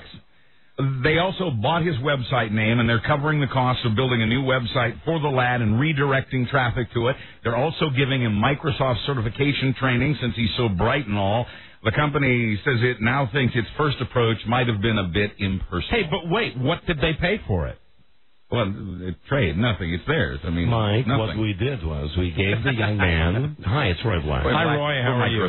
What we did was we gave the young man the Xbox, which we got at cost. Then we are going to Thank you, Roy. hook him up with his own web server, his own site, which, of course, the cost is negligible. And we also gave him some of our games, which are over Star. Well, what did that really cost Microsoft, Roy? Zero. My favorite number. I know you've heard that song, One is the Loneliest Number. Yes. It truly is. Zero is my friend. Hi, it's Roy Black. Congratulations, Roy. Albert Einstein married his first cousin. So did Charles Darwin. Hey, incest. So did the Prophet Muhammad. Incest. Tomorrow we'll have the incest winner on the show, incidentally. Are we setting some kind of trend? And so did Jacob and Rachel in the Old Testament. But in the modern-day U.S., it's still illegal to marry your cousin in most states. That notion that cousin marriages are inbreeding and produce defective offspring comes from long ago. But scientists now say that notion is incorrect. Oh, jeez. A lot of kissing cousins plan to run with that information. They're now speaking out for their right to marry. New Hampshire loves this. Hey! Quoting one cousin in love, "My parents raised me to go to the Bible with any question. To my surprise, God is okay with cousin marriage." And now, so are genetic scientists. Well, that's good news for... They say the 1958 research that led to our laws was completely and totally wrong. I'll have more tales of incest tomorrow. And so will I. We'll pick the incest winner tomorrow. We have the 5 finalists. Yeah, I look forward to my low-grade headache. In sports, a new report says that over the next week, employers will waste $821 million on workers who are focusing on the Super Bowl instead of their jobs. Amen. The report says each fan spends an average of 10 minutes a day talking about the game. I'll drink to that. That 10 minutes is worth about $2.59 per worker. With over 130 million Americans working, well, it adds up. Even if not every worker is a football fan, 53 million Americans are, and, well, there's your $821 million. And if you really want some fun, seriously, go to one of the sports books in Las Vegas. Go to one of these websites, or simply call somebody up in Las Vegas. We can discuss this maybe tomorrow on the show. We're almost out of time. Again, the crazy list of things that you can bet on. Oh, yeah, the way that the British started that, and we do it now in this country. It's the best this year. The thing is, who will score more? The combined Panthers and Patriots score, or LeBron James that night? Yep. Who will be the first player to score a point? You can even bet on who will win the coin toss. And they've got it figured out where the odds, they really do have odds on this. Yes, they do. And great. For instance, if the Panthers win the coin toss, you can go past that whole thing and say, okay, Panthers win. Right. Which end zone will they kick the ball out of? Right. You can bet on that. Didn't we bet on something like that last year? Yeah. I know I bet on a coin toss last year. We gave a guy in Reno $100 to bet on. I want to do that again. Tomorrow. On somebody scoring the first touchdown or something ridiculous like that. Well, if he's out there, call us tomorrow. Let's do it again. Finally, a woman who delivers mail in rural England is back at work now after some time off to recover from the trauma. There she is. She was trying to open a mail slot, and it wasn't cooperating. She couldn't understand why this one wouldn't open. She tried to peek inside. She could see that something was blocking the slot, but she couldn't make out what it was. So she stuck her fingers inside and touched it. Then she knew what it was. What was it, Buzz? The penis. It belongs to 16-year-old Matt Riley, who's since been arrested for public indecency. He's been ordered to pay the postal worker £100 and to stay out of trouble for the next 6 months. So wait, the guy was in a... He put his thing in the mail slot so that when the mail lady would reach in... Like in Porky's. Yeah. Okay, I got it. Post this. I'm Buzz Burbank on the Don and Mike Show. Thank you, Buzz. That's it. We will see ye tomorrow with the all-new episode. Good day to you, sir. Good day to you, sir. Good day to you, sir. Good day to you, sir. Buzz, don't forget, tomorrow's show starts, as always, 3 p.m. local time. Not 3:03? 3 p.m. local time. Okay. Hey, you. Wheels are turning. Good luck tonight with the missus. Okay. PM. Eaters. We'll meet again. This is Sammy Davis Jr. saying, be kind, be nice. And I hope the next performer has the pleasure of having as nice an audience as you've been tonight. And let me leave you swinging. This is the Don and Mike Show. Don and Mike, WKFK. For over 12 years, this is the exclusive home of the Don and Mike Show.